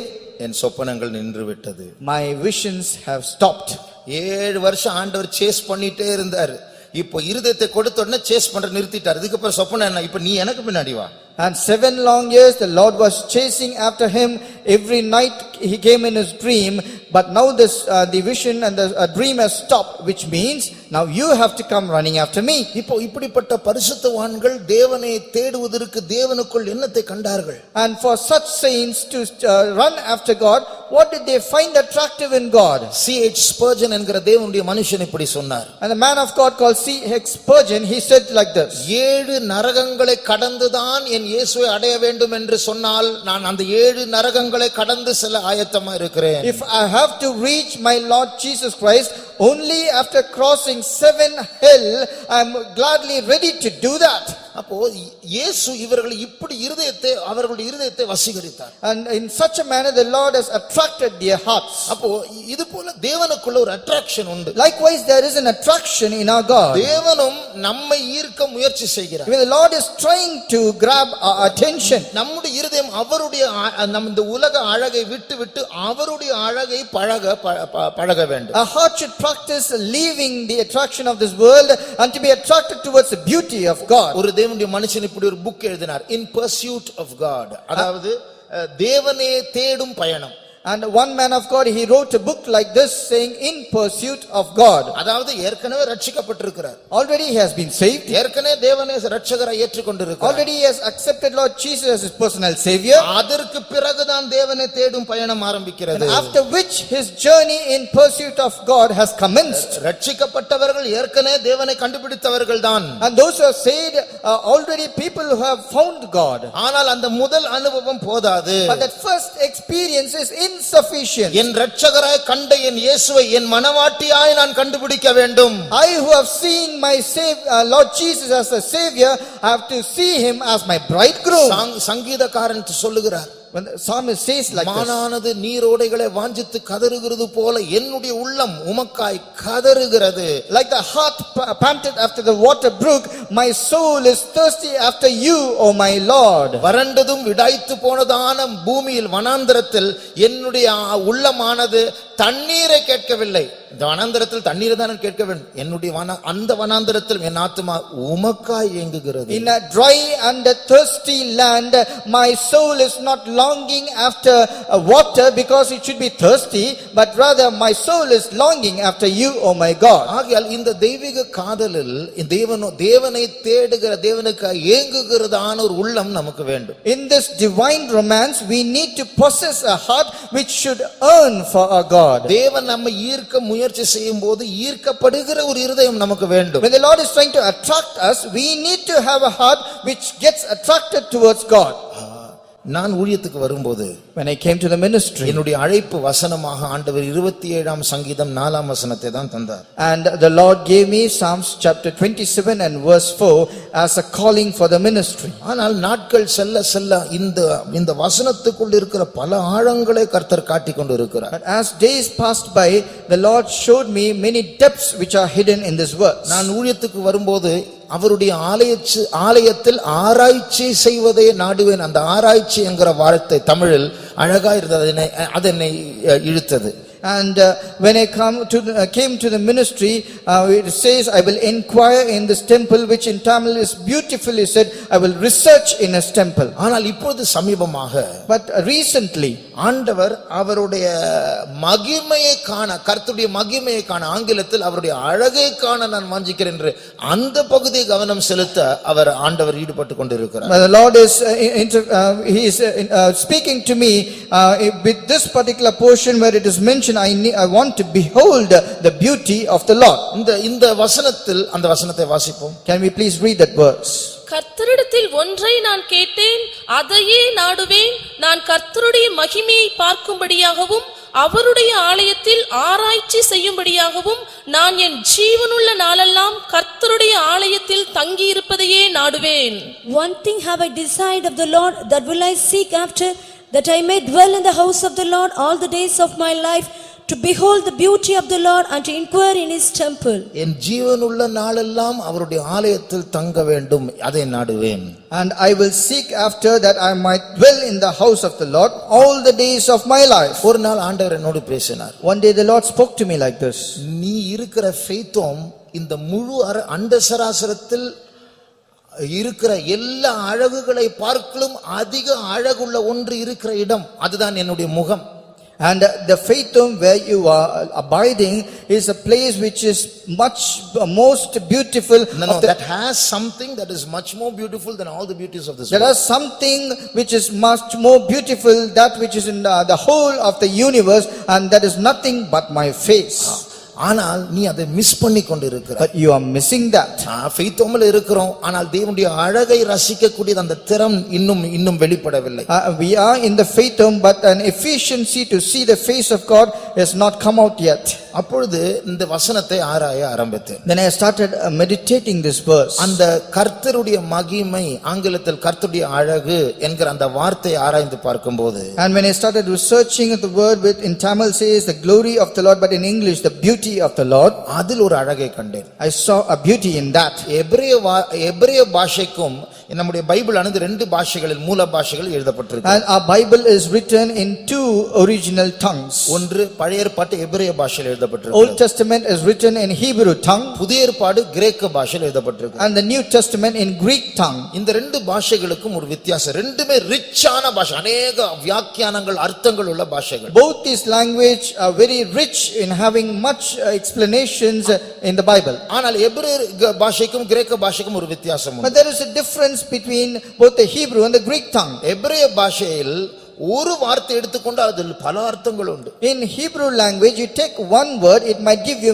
many definitions. ஆனால் கிரேக்க பாஷை எடுத்துக்கொண்டால், But you take the Greek tongue, ஒரு ஆங்கில வார்த்தைகளுக்கு பல கிரேக்க பாஷைகள் உண்டு, கிரேக்க வார்த்தைகள் உண்டு. for one English word there are many Greek words. அப்போ இந்த எபிரேய பாஷை எடுத்தால் ஒரு வார்த்தையில் பல அர்த்தங்கள் உண்டு. And when you take the Hebrew word, for one word there are many meanings. ஆகையால் அழகு என்கிறதான அந்த வார்த்தைக்கான எபிரேய வார்த்தை நான் பார்க்கும்போது, Then when I saw the meaning in original tongue for the word beauty, அதுல 3 அழகான அர்த்தங்கள் இருந்தது. there are 3 kinds of beauty. ஒன்று அழகு, அதாவது உழுவது. Number 1 is to plow. அதான் முதல் அர்த்தம். That's the first meaning. யோசிச்சு பாருங்க, அங்க இருக்கிற அழகு என்கிற வார்த்தைக்கும் உழுது செல்வதற்கும் என்ன சம்பந்தம்? Just consider this, the word beauty, and when we say plowing in the field, does it have any relationship? இது நானே யோசிக்கிற அர்த்தம் அல்ல, இது எபிரேய அகராதியில் இருக்கிறதான அர்த்தம். It is not a word which I myself imagining something, but it is found in the concordance of Hebrew tongue. இரண்டாவது, Secondly, to break forth, அதாவது உடைத்து வெளியே வருவது. and secondly it means to break forth. மூன்றாவது, Thirdly, to admire, ரசிப்பது. to admire. இந்த மூன்று அர்த்தங்களுக்கும் அந்த மகிமை என்கிறதான அந்த தமிழ் பதத்திற்கு பின்னாடி ஒரு எபிரேய பதம் இருக்கிறது. அந்த பதத்திற்கு இந்த மூன்று அர்த்தங்கள் உண்டு. And for the Tamil word glory or the English word beauty, for this words we have these three meanings. இப்போ நாம் இரண்டாவது குறிப்பாக எதை தியானிக்கிறோம்? ஆண்டவருடைய அழகினால் எப்படி ஈர்க்கப்படுவது? And as a second point, right now we are meditating of how we can be attracted by God. எந்த மனுஷ அழகா இருந்தாலும் அதற்கு ஒரு லிமிட் இருக்கு. அதுக்கு பிறகு சலிப்பு தான் வரும். ஆனால் ஆண்டவருடைய beauty, infinite beauty. And no matter how beautiful a man is found on this world, there is a limit for that, after which we will all be frustrated or no more interested in that. But for the beauty of God, it is an infinite beauty. அந்த அழகை ரசிக்கக்கூடிய திறமை தேவன் நமக்குள் வைத்திருக்கிறார். ஆனால் அது வேற எங்கேயோ அது பாவத்து நிமித்தம் திசை திருப்பப்பட்டிருக்கிறது. God has kept that efficiency or the skill to admire that beauty, but it has been deviated somewhere because of the sin which is in us. நான் அடிக்கடி சொல்லுகிற ஒரு உதாரணம், Very often I quote an example. ஒரு அழகான ஒரு காட்சி, ஒரு சீனரி, ஒரு மலை பகுதியில் அதுல நல்ல அழகான மரங்கள் இருக்கிறது, பறவைகள் பறக்கிறது, நீல வானம் இருக்கிறது, நல்ல பசுமையான ஒரு புல்வெளியா இருக்கிறது, அதுல ஒரு வீடு இருக்கிறது. அதை பார்க்கும்போது இந்த காட்சி அழகா இருக்கும். You look at a scenery where there are beautiful mountains, a blue sky, birds are flying here and there, we have a blue river there, and the green there is a grassy green field, and there is a beautiful small house there. Looking at that, it looks very beautiful. அது ஒரு ஆள் கிட்ட காட்டுனா, You show that to a man. இவ்வளவு அழகா இருக்கு, எங்க இந்த இடம், நம்ம அங்க நேரா போனா எப்படி இருக்கும்? He will say, oh, how beautiful this place is. Where is this place? Can we go and look at that place? இதே பேப்பர் எடுத்து ஒரு மாட்டுக்கு காட்டினா, You take the same paper, show this to a cow. அந்த மாடு வாயை திறந்து அதை சாப்பிட்டுரும். The cow will open its mouth wide and it will chew the paper. அதற்கு படம் முக்கியம் இல்ல, பேப்பர் தான் முக்கியம். For it, the scenery is not important, it just needs the paper. ஆனால் முதலாவது ஒரு ஆள் கிட்ட இந்த பேப்பரை காட்டினேனே, In the beginning, I have shown this paper to a man. இரண்டாவது தடவை காட்டுற அவர்கிட்ட, பாத்தீங்களா? I'm again showing it to him a second time. அவர் சொன்ன, ஆமா நேத்து தான் காட்டின, நல்லா இருக்கு. He will say, yes, you have shown this to me yesterday. Indeed, that is beautiful. நாளைக்கு திருப்பி காட்டுறவர். And again, I am showing it the third time. மூணாவது தடவை காட்டுற, நீ என்ன திருப்பி திருப்பி காட்டிட்டு இருக்கிற? Why are you showing this to me the third time again and again? இரண்டு நாள் கழித்து திருப்பியும் காட்டுறேன். And again I am showing it on the next day. அடி தான் கிடைக்கும் எனக்கு. Then I will be smitten. இவ்வளவுதான் அழகினுடைய லிமிட் இந்த உலகத்தில். And this is the limit of the beauty of this world. ஆனால் தேவனுடைய அழகு நித்தியமாக ரசிக்கக்கூடிய அழகு. But the beauty of the Lord is something which we can admire for eternity. இந்த சங்கீதக்காரன் சொல்லுகிறார், அந்த அழகை பார்க்கும்படி அந்த ஒன்றே நான் நாடுகிறேன். And this psalmist is saying, I will seek after this one thing, to behold the beauty of the Lord. ஆனால் அந்த வார்த்தையினுடைய மூன்று அர்த்தங்களை சொன்னேனே, I gave three meanings of that word beauty. அந்த அதுல இருந்து என்ன புரியுது? From that, what do we understand? இந்த அழகு மனுஷனுக்கு உடனே புரியாது. And initially a man cannot understand or comprehend this beauty. ஆகையால் முதலாவது அவன் உழ வேண்டும். So initially he has to plow. அந்த தேவனை தேடுகிற அந்த பயணத்தில் நம்முடைய ஸ்தோத்திரங்கள், நம்முடைய ஜெபங்கள், கூட்டங்களுக்கு வருவது, அதிகாலையில் எழும்புவது, வேதத்தை வாசிப்பது, அந்நிய பாஷை பேசுவது, பாட்டுகளை பாடுவது, இதெல்லாம் உழுது தேவனை தேடுகிற ஒரு பயணமா இருக்க வேண்டும். And in our journey seeking after the face of God, we have to increase in prayer. We need to offer praises, we need to sing songs, we need to come for all the meetings, and these are the experience of plowing. துக்கம் என்கிற தடை வரும். And there will be a hindrance called sorrow. தாமதம் என்கிற தடை வரும். And there will be an obstacle called delay. பாவங்கள் தடையாக வரும். And sins will come as a hindrance. எந்த தடைகள் வந்தாலும் எனக்குள் தேவன் மேல் ஒரு நாட்டம் இருக்கும் என்றால் இவைகளை உழுது நான் வெடித்து திறக்கக்கூடிய ஒரு ஓப்பனிங்கை நான் தேட வேண்டும். And no matter what comes as hindrance between me and seeking God, I will keep on plowing, I will break forth and I will admire his face.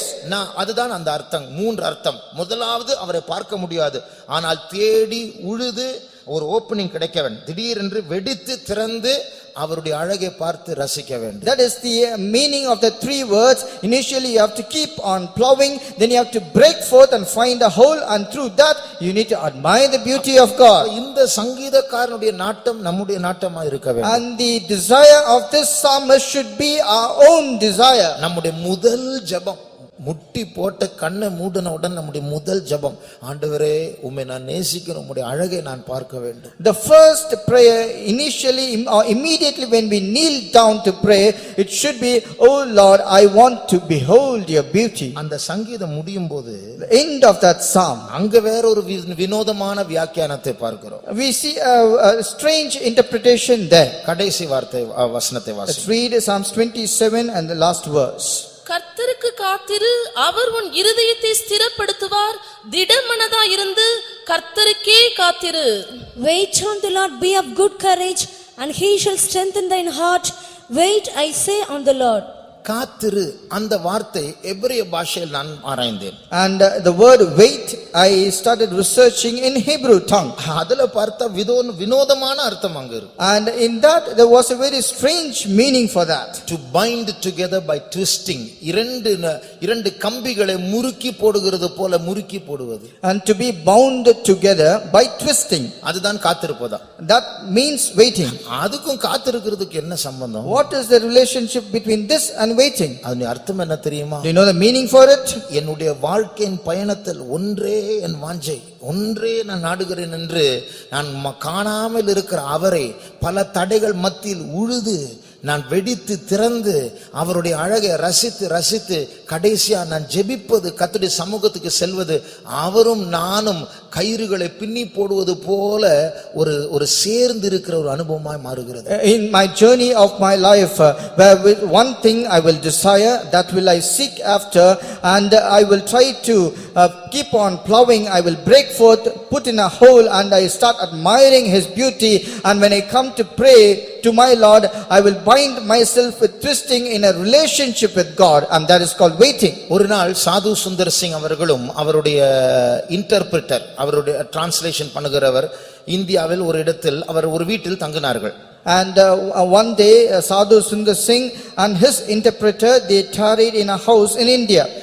வீட்டுக்குள்ள உஷ்ணமா இருந்தபடினால் வெளியில அவருடைய படுக்கையை போட்டு அவர்கள் படுத்துக் கொண்டிருந்தார்கள். Because it was very hot, they couldn't sleep inside the house. They had the bed laid outside the house. அந்த மொழிபெயர்ப்பாளர் திடீரென்று 2 மணிக்கு அவர் எழும்பி பார்த்தால் பக்கத்து கட்டிலில் சாது சுந்தர் சிங் அவர்களை காணோம். But suddenly in the middle of the night, some around 2 a.m., the interpreter, he just woke up and he saw, he couldn't see Sadhu Sundar Singh in his next bed. எங்க போயிட்டார் இந்த டைம்ல? At this hour, where did he go? வீட்டுக்குள்ள போனார். He went inside the house. வீட்டுக்குள்ள போனா ஒரு இருட்டான அறைக்குள்ள ஒரு மூலையில உட்கார்ந்துட்டு அவருடைய 2 கையை இப்படி தூக்கிட்டு இப்படியே இருக்கிறார். When he went inside the house, in a dark corner of the house, Sadhu Sundar Singh was silent with his mouth open, hands lifted up, looking above. He saw that. அவரை டிஸ்டர்ப் பண்ணாமல் மௌனமா திருப்பி வந்து படுத்து விட்டார். Without disturbing him, he came silently and he laid down. காலையில் எழும்பும்போது மறுபடியும் படுக்கையில் இருக்கிறார் அவர். In the morning, he saw Sadhu Sundar Singh was in his bed. நைட்ல என்ன பண்ணிட்டு இருந்தீங்க அங்க இருட்டுல?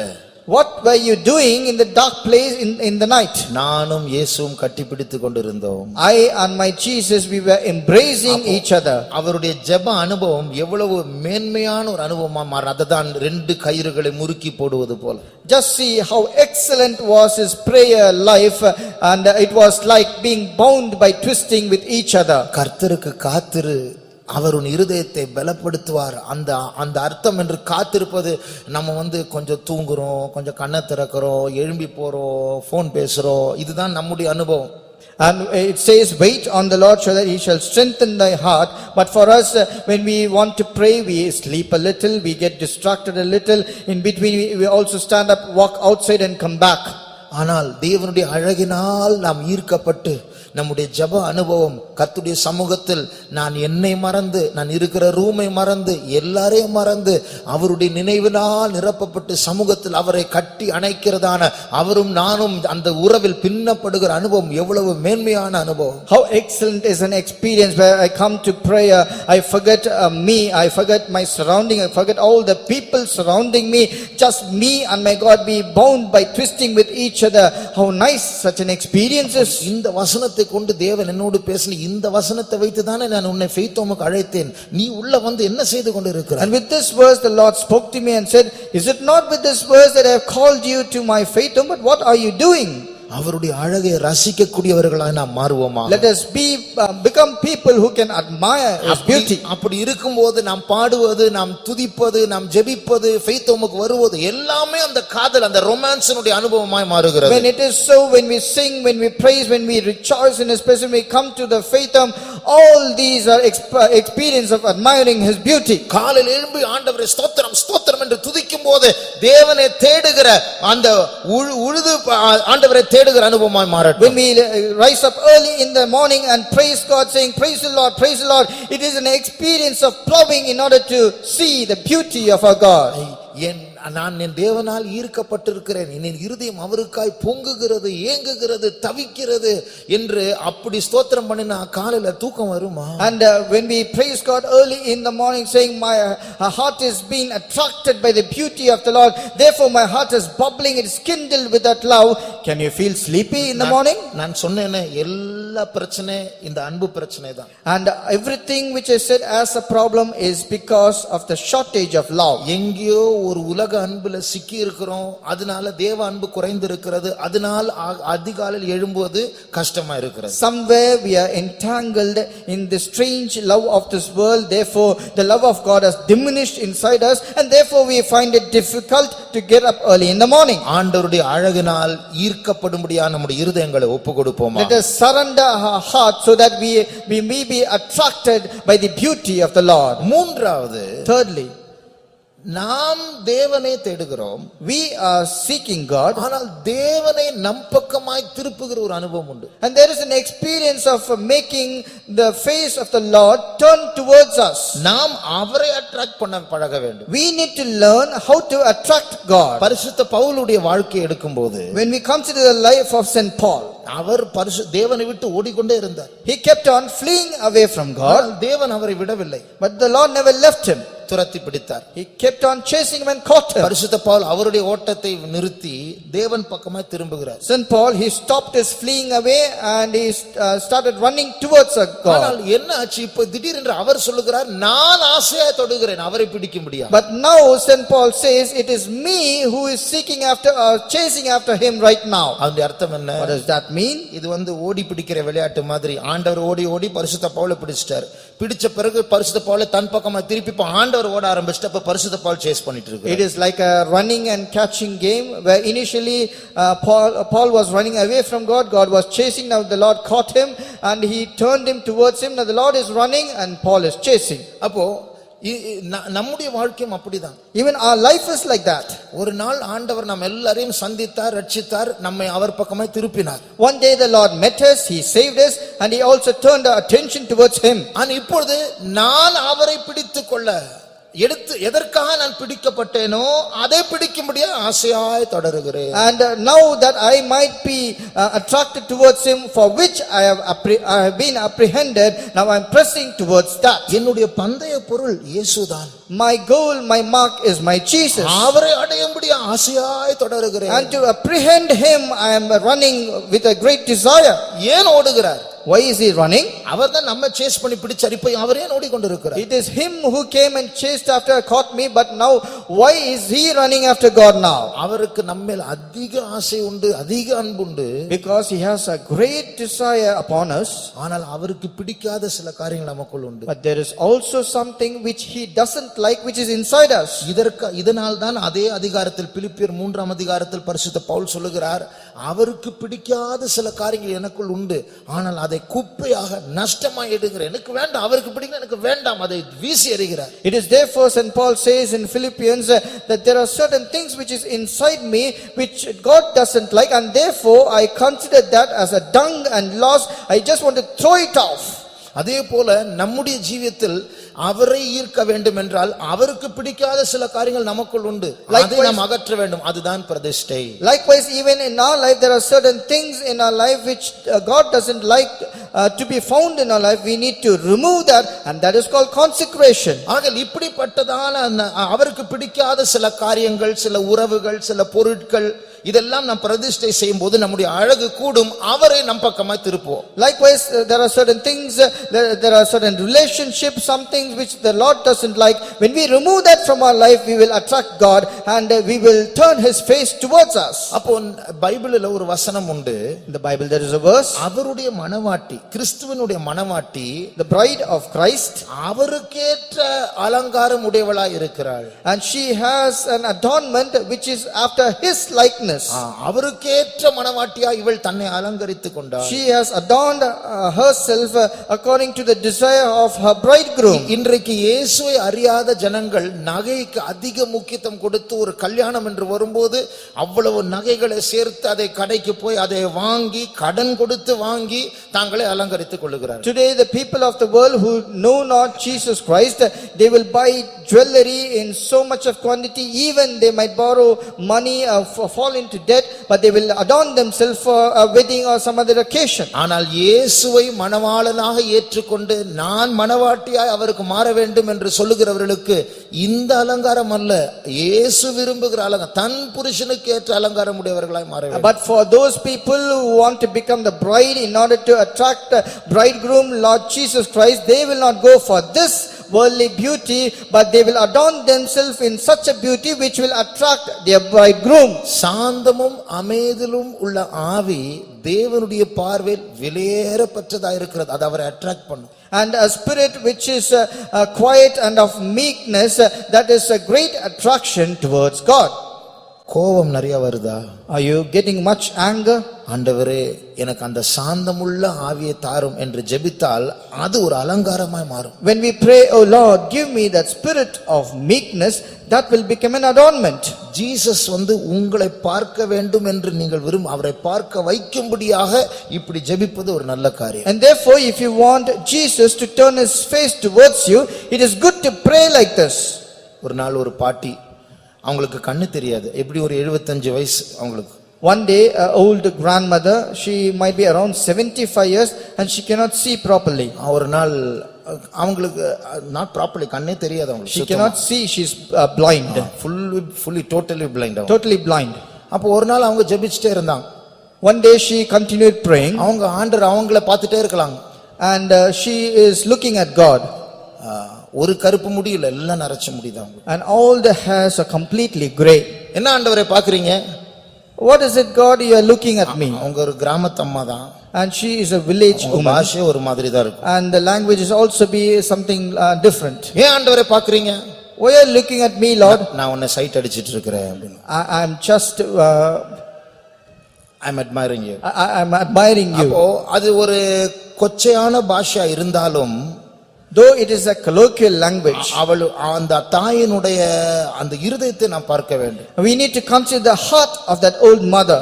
ஆண்டவர் அவருடைய முகத்தை அல்ல, அவர்களுடைய உள்ளத்தை ஆண்டவர் பார்த்து The கொண்டிருக்கிறார். Lord is not beholding her face, but rather her heart. உங்களை ஆண்டவர் பார்க்க வேண்டுமா? If the Lord wants to see you, அதற்காக இந்த 2 காரியங்களை சொன்னேன், சாந்தமும் அமைதலும் உள்ள ஆவி, பிரதிஷ்டையின் ஜீவியம். and for which I said 2 things, a spirit of quietness and meekness and a life of consecration. வேற ஒரு காரியத்தை சுருக்கமா சொல்லி முடிக்க விரும்புகிறேன். And I want to say one more thing and conclude shortly. மறுபடியும் உன்னத பாட்டு 1ஆம் அதிகாரம் 10ஆம் 11ஆம் வசனங்களை வாசிப்போம். Once again, let's come to Song of Solomon chapter 1 verse 10 and 11. ஆபரணாதிகள் பூண்ட உன் கன்னங்களும் ஆரங்கள் பூண்ட உன் கழுத்தும் அழகா இருக்கிறது, வெள்ளி பொட்டுகளுள்ள பொன் ஆபரணங்களை உனக்கு பண்ணுவோம். Thy cheeks are comely with rows of jewels, thy neck with chains of gold, we will make thee borders of gold with studs of silver. ஆபரணாதிகளை கொண்டு உன்னுடைய கன்னம் அழகாய் இருக்கிறது. Thy cheeks are comely with rows of jewels. இதெல்லாம் மணவாட்டினுடைய அனுபவம். And these are the experience of a bride. இப்போ அந்த அலங்காரத்தை மணவாளன் ரசிக்கிறார். And the bridegroom is admiring that beauty. உன்னுடைய இந்த நகை உனக்கு அழகா இருக்கிறது. This jewel is very beautiful for you. நன்றாக கவனியுங்கள், இது உன்னத பாட்டு. Listen carefully, this is a sublime song. இந்த வார்த்தைகளை கேட்கும்போது நம்முடைய யூகங்கள் உன்னதமா இருக்க வேண்டும். And when we listen to such things, our imagination should be spiritual and very sublime. இவளுடைய கன்னங்களை அலங்கரிக்கிறதான அந்த நகைகள் என்ன? What are these jewels which are adorning her cheeks? அந்த நாட்களில் இருக்கிறதான அந்த காலத்தில் இருந்ததான அந்த இடத்தில் இருக்கிறதான அந்த ஸ்திரீகள், In those days, the women which lived in that time, அவர்களுக்கு ஒரு குறிப்பிட்ட அலங்காரம் இருந்தது. they have a kind of an adornment. தலையில் ஒரு பேண்ட் இருக்கும், ஒரு பாகை இருக்கும். There will be a band surrounding their forehead. அதிலிருந்து நூல் நூலாக நகைகள் தொங்கிக் கொண்டிருக்கும். And from there, as threads, many jewels will be hanging. அந்த நகைகள் கன்னத்தின் மேல் படும்போது அது அழகா இருக்கிறது. அதுதான் அந்த மணவாளன் சொல்லுகிறார். And when those jewels they strike on the cheeks, that looks beautiful, and that's the beauty that the bridegroom is admiring. உன் கழுத்தில் இருக்கிற செயினும் அழகா இருக்கிறது. The chain which is on your neck is also beautiful. ஆகையால் இந்த உன்னத பாட்டினுடைய வியாக்கியானம் என்ன? What is the interpretation of this sublime song? தேவன் நம்மை பார்த்து நீ அழகா இருக்கிறாய் என்று சொல்லும்படிக்கு இதே போல நாம் நம்மை அலங்கரிக்க வேண்டும். அதுதான் தேவனே நமக்கு தருகிறதான வார்த்தை. For the Lord to be attracted towards us and say, you look so beautiful, you need to adorn yourself with such things, and this is the advice which the Lord himself is giving to us. நமக்கு இந்த அலங்காரம் என்ன? What is this adornment? தேவனுடைய வார்த்தையை இந்த பைபிளில் படித்தால் அது ஒரு வித்தாக இருக்கிறது. And when we read about the word of God, it is compared to a seed. அது ஆகாரமா இருக்கிறது. It is a food. அது பட்டயமா It இருக்கிறது. is also a sword. அது மருந்தா It is இருக்கிறது. also a medicine. ஆனால் தேவனுடைய வார்த்தை நமக்கு ஒரு நகையாக சொல்லப்பட்டிருக்கிறது. But the word of God is compared to a jewel. எப்படி இது ஒரு தலைபாகி ஒரு நகையா இருக்கிறது, கழுத்தில் இருக்கிற செயின் ஒரு நகையா இருக்கிறதோ, தேவனுடைய வசனமும் நம்முடைய தலைக்கும் கழுத்துக்கும் ஒரு நகையா இருக்கிறது. Like how this jewel is an adornment on the side of the cheeks and upon the forehead and also in the neck, likewise the word of God is also an ornament to us. நீதிமொழிகள் 1ஆம் அதிகாரம் Proverbs chapter 1 8ஆம் 9ஆம் வசனங்களை verse 8 and 9. என் மகனே, உன் தகப்பன் புத்தியை கேள், உன் தாயின் போதகத்தை தள்ளாதே. அவைகள் உன் சிரசுக்கு அலங்காரமான முடியும், உன் கழுத்துக்கு சரப்பணியுமாயிருக்கும். My son, hear the instruction of thy father, and forsake not the law of thy mother, for they shall be an ornament of grace unto thy head, and chains about thy neck. பாருங்கள், கர்த்தருடைய பிரமாணம் வார்த்தைகள் அது உனக்கு ஒரு அலங்காரமாக மாறும். The instructions of the Lord and his statutes, they are an adornment to us. இந்த நீதிமொழிகள் முதலாவது ஆண்டவர் சாலமோனுக்காக கொடுத்தார். அதனால்தான் சாலோமோனை பார்த்து என் மகன் என்று ஆண்டவர் சொல்லுகிறார். And this proverb is first given to King Solomon by God, and therefore the Lord on speaking to Solomon said, my son. 2 Samuel 7ஆம் அதிகாரம் 14ஆம் வசனத்தில் தேவன் சாலோமோனை பார்த்து அவன் என் குமாரனாய் இருப்பான் என்று சொல்லுகிறார். And in 2 Samuel chapter 7 verse 14, the Lord looking at Solomon said, he shall be my son. என் மகனே, என் மகன் சாலமோனே, My son Solomon, உன் தகப்பனுடைய வார்த்தையை கேள். listen to the words of your father. சாலமோனுடைய தகப்பனுடைய வார்த்தை என்ன? What are the தகப்பன் யாரு? தகப்பன் யாரு? Who is the father of Solomon? தாவீது. David. தாவீது எத்தனையோ சங்கீதங்களில் அவர் கர்த்தருடைய வார்த்தைகளை சொல்லி இருக்கிறார். And in many of his psalms, the King David has said about the word of God. அந்த வார்த்தையை என் மகனே, உன் அப்பாவுடைய வார்த்தையை நீ கேள். And therefore the Lord says, my son, listen to the words of your father. உன் தாயினுடைய பிரமாணங்களை சட்டங்களை நீ விடாதே. Do not forsake the law of your mother. சாலமோனுடைய தாயார் யார்? Who is the mother of Solomon? பாத்சேபா. Bathsheba. நீதிமொழிகள் 31ஆம் அதிகாரத்தை வாசிக்கும்போது When we read Proverbs chapter 31, அங்கே சாலமோன் ஒரு புதிய பெயரால் அழைக்கப்படுகிறார். and there Solomon is called with a different name. லெமுவேல் என்று His அழைக்கப்படுகிறார். name is called Lemuel. பழைய ஏற்பாட்டில் லெமுவேல் என்கிற பெயரில் எந்த ராஜாவும் கிடையாது. And in Old Testament there was no other king with the name Lemuel. சாலமோனுக்கு எதிதியா என்கிற ஒரு மறு பெயர் இருந்தது. அதுபோல அவனுடைய தாய் ஒருவேளை இப்படிப்பட்ட ஒரு பெயரினால் அழைத்திருக்கலாம். And Solomon also had a different name called Edithia, and perhaps his mother would have also called him with a different name called Lemuel. ஆகையால் வேத நிபுணர்கள் இது சாலமோனுடைய மறு பெயர் என்று சொல்லுகிறார்கள். Therefore Bible scholars say the word Lemuel, it denotes the name of Solomon. இந்த 31ஆம் அதிகாரம் சாலமோனுடைய தாயார் சாலமோனுக்கு சொல்லிக் கொடுத்த நீதிமொழிகள். And Proverbs chapter 31 is nothing but the instructions to King Solomon from his mother. ஆகையால் உன் தகப்பன் உன் தாயார் உனக்கு எத்தனையோ புத்திமதிகளை சொல்லி இருக்கிறார்களே வேதமாக, அதற்கு நீ செவி கொடு. அது உனக்கு அலங்காரமாக நகையாக மாறும். அப்பொழுது நான் உன் அழகை ரசிப்பேன். And therefore your father and your mother have given you much instruction which are good for you. Listen to them, hearken to them, forsake them not, and there will be an adornment for you, and I will be attracted with your beauty. சுருக்கமாய் சொல்ல போனால், To say in short, வசனத்தில் இருக்கிறதான அந்த வார்த்தைகளை நம்முடைய வாழ்க்கையாய் மாற்றும் போது அது ஒரு பரிசுத்தவானுக்கு அலங்காரமாய் மாறுகிறது. தேவனுடைய கண்களை அப்படிப்பட்டவர்கள் தாங்கள் பக்கமாய் திருப்புவார்கள். in short we can say when we convert the word of the Lord which is inside the scripture as your daily life, then you will become holy and you can become a saint, and you will become people who will turn the eyes of the Lord towards you. பழைய ஏற்பாட்டில் இஸ்ரவேல் ஜனங்களை ஆண்டவர் எப்படி அலங்கரித்தார் என்று எசேக்கியேல் 16ஆம் அதிகாரம் 10ஆம் 11ஆம் வசனங்களில் வாசிக்கிறோம். And in Ezekiel chapter 16 verse 10 and 11 we can read of how the Lord God adorned the people of Israel in the Old Testament. இது ஒரு பெண்ணை பற்றிய ஒரு காரியம் அல்ல. It is not about a woman. இது ஒரு கூட்ட ஜனம், இஸ்ரவேல் ஜனங்களுடைய தொகுப்பான அந்த தேசத்தை பற்றிய ஒரு அலங்காரம். It is adornment concerning a group of people of Israel. வாசியுங்கள். சித்திர தையலாடை உனக்கு உடுத்தி சாயம் தீர்ந்த பாதரட்சைகளை உனக்கு தரித்து கட்ட மெல்லிய புடவையையும் மூடிக்கொள்ள பட்டு சால்வையையும் உனக்கு கொடுத்து 11:12 உன்னை ஆபரணங்களால் அலங்கரித்து உன் கைகளிலே கடகங்களையும் உன் கழுத்திலே சரப்பணியையும் போட்டு உன் நெற்றியில் நெற்றி பட்டத்தையும் உன் காதுகளில் காதணியையும் உன் தலையின் மேல் சிங்காரமான கிரீடத்தையும் தரித்தேன். பாருங்கள், இதெல்லாம் எழுத்தின் பிரகாரமா அலங்காரம் அல்ல. நான் சொன்னேன், இது ஒரு ஸ்திரீ அல்ல, இது ஒரு கூட்ட ஜனம். All these are not a literal adornment because it is not concerning a single woman but rather a group of people, the people of Israel.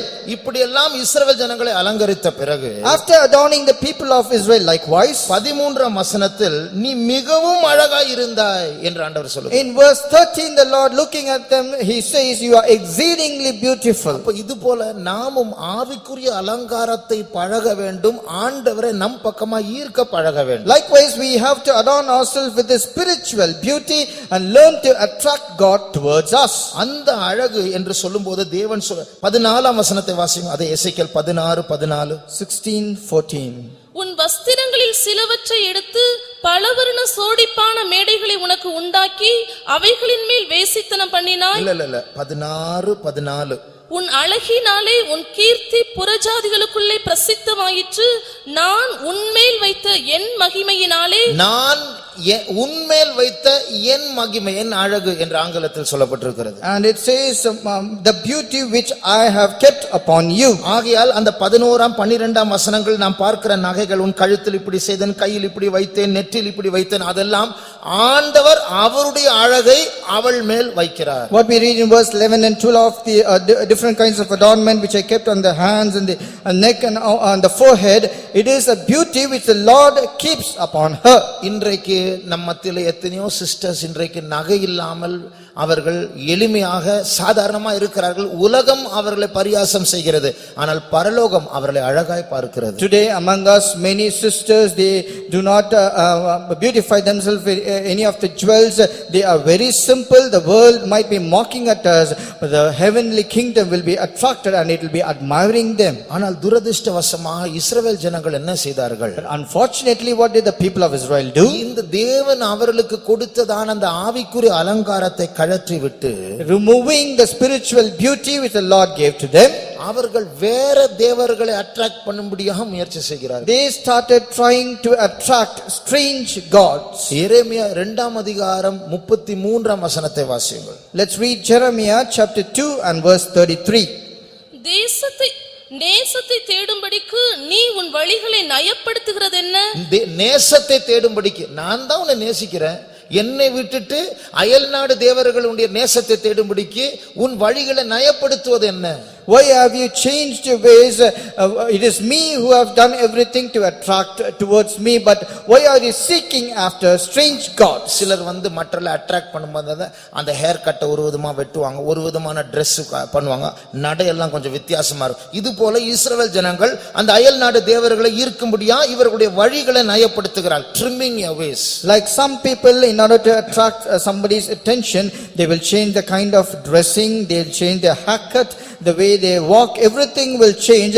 Similarly, in order to attract strange gods, the people of Israel started trimming their ways differently. ஒரு குறிப்பிட்ட ஆவியை தன் பக்கமாய் ஈர்த்து தன்னுடைய வேலையை செய்யும்படிய ஒரு மந்திரவாதிக்கு அந்த ஆவிக்கு என்ன பலி செலுத்தினால் அந்த ஆவிக்கு பிடிக்கும் என்று தெரியும். A magician knows what he should do or perform or a sacrifice in order to attract a particular spirit in order for him to get his work done.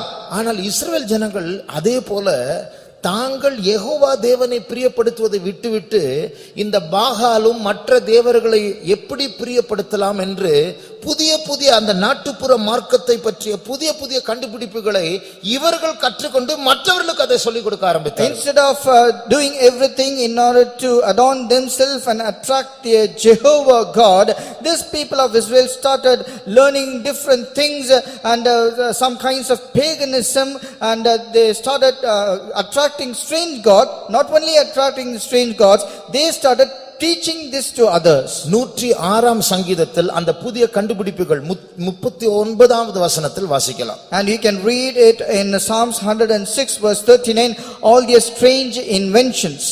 அவர்கள் தங்கள் கிரியைகளினால் அசுத்தமாகி தங்கள் செய்கைகளினால் சோரம் போனார்கள். இங்கிலீஷ்ல இன்வென்ஷன்ஸ், தாங்கள் கண்டுபிடிச்ச அந்த புதிய ஒரு சிலையை எப்படி புதிதாய் அவர்கள் வடிவமைக்கலாம், எப்படி இப்படி ஒரு பலிபீடத்தை கட்டலாம், அந்த தேவர்களுக்கு இது பிரயோஜனமா இருக்கும், இப்படி எல்லாம் கண்டுபிடித்து மற்றவர்களுக்கு சொல்லிக் கொடுக்க அந்த மறுபடியும் எரேமியா 2ஆம் அதிகாரம் 33ஆம் வசனத்தில் இவர்கள் தங்களுடைய வழிகளை நயப்படுத்தினது மாத்திரமல்ல மற்றவர்களுக்கு இதை சொல்லிக் கொடுக்கிறார்கள். And where it is mentioned in verse 39 of 106, where they started inventing their own inventions of how to make a statue and how to decorate that, how can we adorn, what kind of sacrifice we can offer to them. They started doing this, and again according to Jeremiah chapter 2 verse 33, not only trimming their ways for strange god, they started teaching others how to attract these gods. சாலோமோனே, உன்னுடைய அப்பா அம்மா சொல்லிக் கொடுத்ததின்படியே நீ செய், அது உனக்கு அலங்காரமா இருக்கும். King Solomon, what your mother and father has taught you, just follow them, they are an ornament to your head. ஆனால் சாலோமோன் அவருடைய மனைவிகள் அவர்களுடைய தேவர்களை பின்பற்றினது போல இவர் அவர்களுடைய தேவனை பின்பற்றி தன் அலங்காரத்தை இழந்து அவர்களை பிரியப்படுத்த தன் வழிகளை நயப்படுத்த ஆரம்பித்தார். But King Solomon, instead of following his parents' commandments, he started listening to his wives, and he changed his ways, he trimmed his ways in order to follow strange gods, and he lost all his adornment. நம்முடைய கண்களை மூடுவோம். Let's close our eyes. நாம் நம்மை பார்த்து ஒரு கேள்வி கேட்போம். Let's ask a question to ourselves. யாரை அட்ராக்ட் பண்ண பார்க்கிறோம்? Of whom we are trying to attract? சில மனுஷர்களையா, Is it some few men, ஒரு சமுதாயத்தையா, or a society, உலகத்தையா, or is it the world, இந்த சொந்தக்காரரையா, or our own relatives? அவர்களை பிரியப்படுத்த ஆண்டவருடைய சட்டங்களை விற்று போட்டு அவர் தந்த நகைகளை கழற்றி விட்டு உலகத்தாரை போல நம்முடைய வழிகளை நயப்படுத்துகிறோமா? In order to attract them, are we selling the truth, removing all the adornment which spiritually the Lord has given us, following this world? Are we trying to go away from the Lord? அப்படி சொந்தக்காரரையும் ஃப்ரெண்ட்ஸையும் உலகத்தையும் பிரியப்படுத்தி ஆண்டவரை அழ வைக்க வேண்டுமா? Do you want to please your relatives and other people in this world and give them pleasure but cause pain to your Lord and make him cry? இந்த முழு உலகம் பாவத்தில் மூழ்கி கொண்டு இருக்கிறது. கிறிஸ்துவை விட்டு நம்மை பிரிக்கும் போது நாம் அதற்கு பின்னாடி வாளை ஆட்டிக்கொண்டு போய் கொண்டு இருக்கிறோமே. The whole world is drowning in sin and it's for condemnation. We are also wagging our tail, forgetting our God, and in a competition following the world. என்னுடைய கிறிஸ்தவ வாழ்க்கை ஒரு காதல் அனுபவமா இருக்கிறதா? Is my Christian life a divine romance? என்னுடைய உள்ளம் ஆண்டவருக்காக பொங்குகிறதா? Is my heart bubbling for my Lord? என்னுடைய ஜெப வாழ்க்கை உழுது ஆண்டவரை தேடுகிற அனுபவமா இருக்கிறதா? Is my prayer life a plowing experience, breaking forth and admiring my God? புலம்பி புலம்பி புலம்பி ஆண்டவர் மேல் குற்றம் சாட்டி அவரை குற்றப்படுத்தி வாழ்க்கையே கெடுத்து விட்டோம். Lamenting, lamenting, murmuring, always accusing our God, and we have spoiled our life. இன்றைக்கு ஒரு தீர்மானத்தை செய்வோமாக. Today let's make a decision. நம்முடைய பெரிய பிரச்சனை அன்பு பிரச்சனை தான். A big problem is the problem of love. அவரை நேசிக்கும்படி நம்முடைய உள்ளத்தை ஒப்புக்கொடுப்போமாக. Let's give a heart to love him. அவர் நம்முடைய உள்ளத்தை அவருடைய அன்புக்காக ஏங்குகிறார். And he is earning for our love. கல்வாரியில் தொங்கிக் கொண்டு நம்மை ஈர்க்க பார்க்கிறார். Hanging on the cross of Calvary, he want to attract us. ஆனா சீக்கிரமா அவரை மறந்து விடுகிறோம். But we very soon forget him. சீக்கிரமா அந்த காட்சியை விட்டு வேற ஒன்றை தேடிக் கொண்டிருக்கிறோம். Very soon we are deviating our attention from that scene. உலகத்தில் யாராலும் பார்க்க முடியாத உலகத்தில் சிறந்த அழகு இந்த ஹாலுக்குள் இருக்கிறது. அதை பார்க்க கூடியவர்கள் பாக்கியவான்கள். There is a greatest beauty which is found inside this hall, which cannot be comprehended through the eyes of the people of the world, but those who can see that, they are blessed. அதை ஒரு நொடி பார்த்தால் போதும், மற்ற ஒன்றையும் விரும்ப மாட்டோம். If you can behold that for just 1 second, you will not be attracted to anything else. ஒரு நாள் ஒரு சகோதரன் பயங்கர பிரச்சனை அவருடைய வாழ்க்கையில, நைட் 2 மணிக்கு அவருக்கு தூக்கம் இல்லை, திடீரென்று யாரோ அவருடைய பேரை கூப்பிட்டாராம். எழும்பி உட்கார்ந்தாராம், யாருமே இல்லை. ஆனால் அவர் சொன்னார், அந்த குரலை நான் கேட்ட போது அன்றைக்கு என்னுடைய மனதையும் இருதயத்தையும் அழுத்தின எல்லா பாரங்களும் போய்விட்டது. அப்பொழுது அதை சொன்ன போது நான் யோசித்தேன், அப்படி அந்த நேசருடைய குரல் அவ்வளவு பாரத்தை மாற்றக்கூடிய அழகான குரலா இருக்கும் என்றால் அவருடைய முகம் எவ்வளவு அழகா இருக்கும். கொஞ்சம் நம்முடைய கண்கள் திறக்கப்பட்டு அவருடைய அழகை பார்க்க முடியும் என்றால் எவ்வளவு நலமா இருக்கும். நம்முடைய பிரச்சனையாக இருக்காது. எனக்கு ஒரே ஒரு நாட்டம், ஒன்றே நான் தேடுகிறேன், ஒன்றே நான் விரும்புகிறேன், என் இயேசுவை அடைய வேண்டும், என் இயேசுவை பார்க்க வேண்டும், என் இயேசுவை நேசிக்க வேண்டும். அவருடைய மனவாட்டியா மாறுமுடியா எல்லாவற்றையும் குப்பையாக நஷ்டமாக விட்டு விடுவோமாக. இயேசு நமக்கு போதும். கர்த்தர் உதவி செய்வாராம். வெண்மையும் சிவப்பும் நேசத்தானே இந்த மண்ணில் யாருண்டு தன்னிகரா. வெண்மையும் சிவப்பும் நேசத்தானே இந்த மண்ணில் யாருண்டு தன்னிகரா. என்னெல்லாம் ஆதருள் எண்ணி சரிவரே கண் கொள்ளாம் ஆட்சிமை யுற்றவரே. என்னெல்லாம் ஆதருள் எண்ணி சரிவரே கண் கொள்ளாம் ஆட்சிமை யுற்றவரே.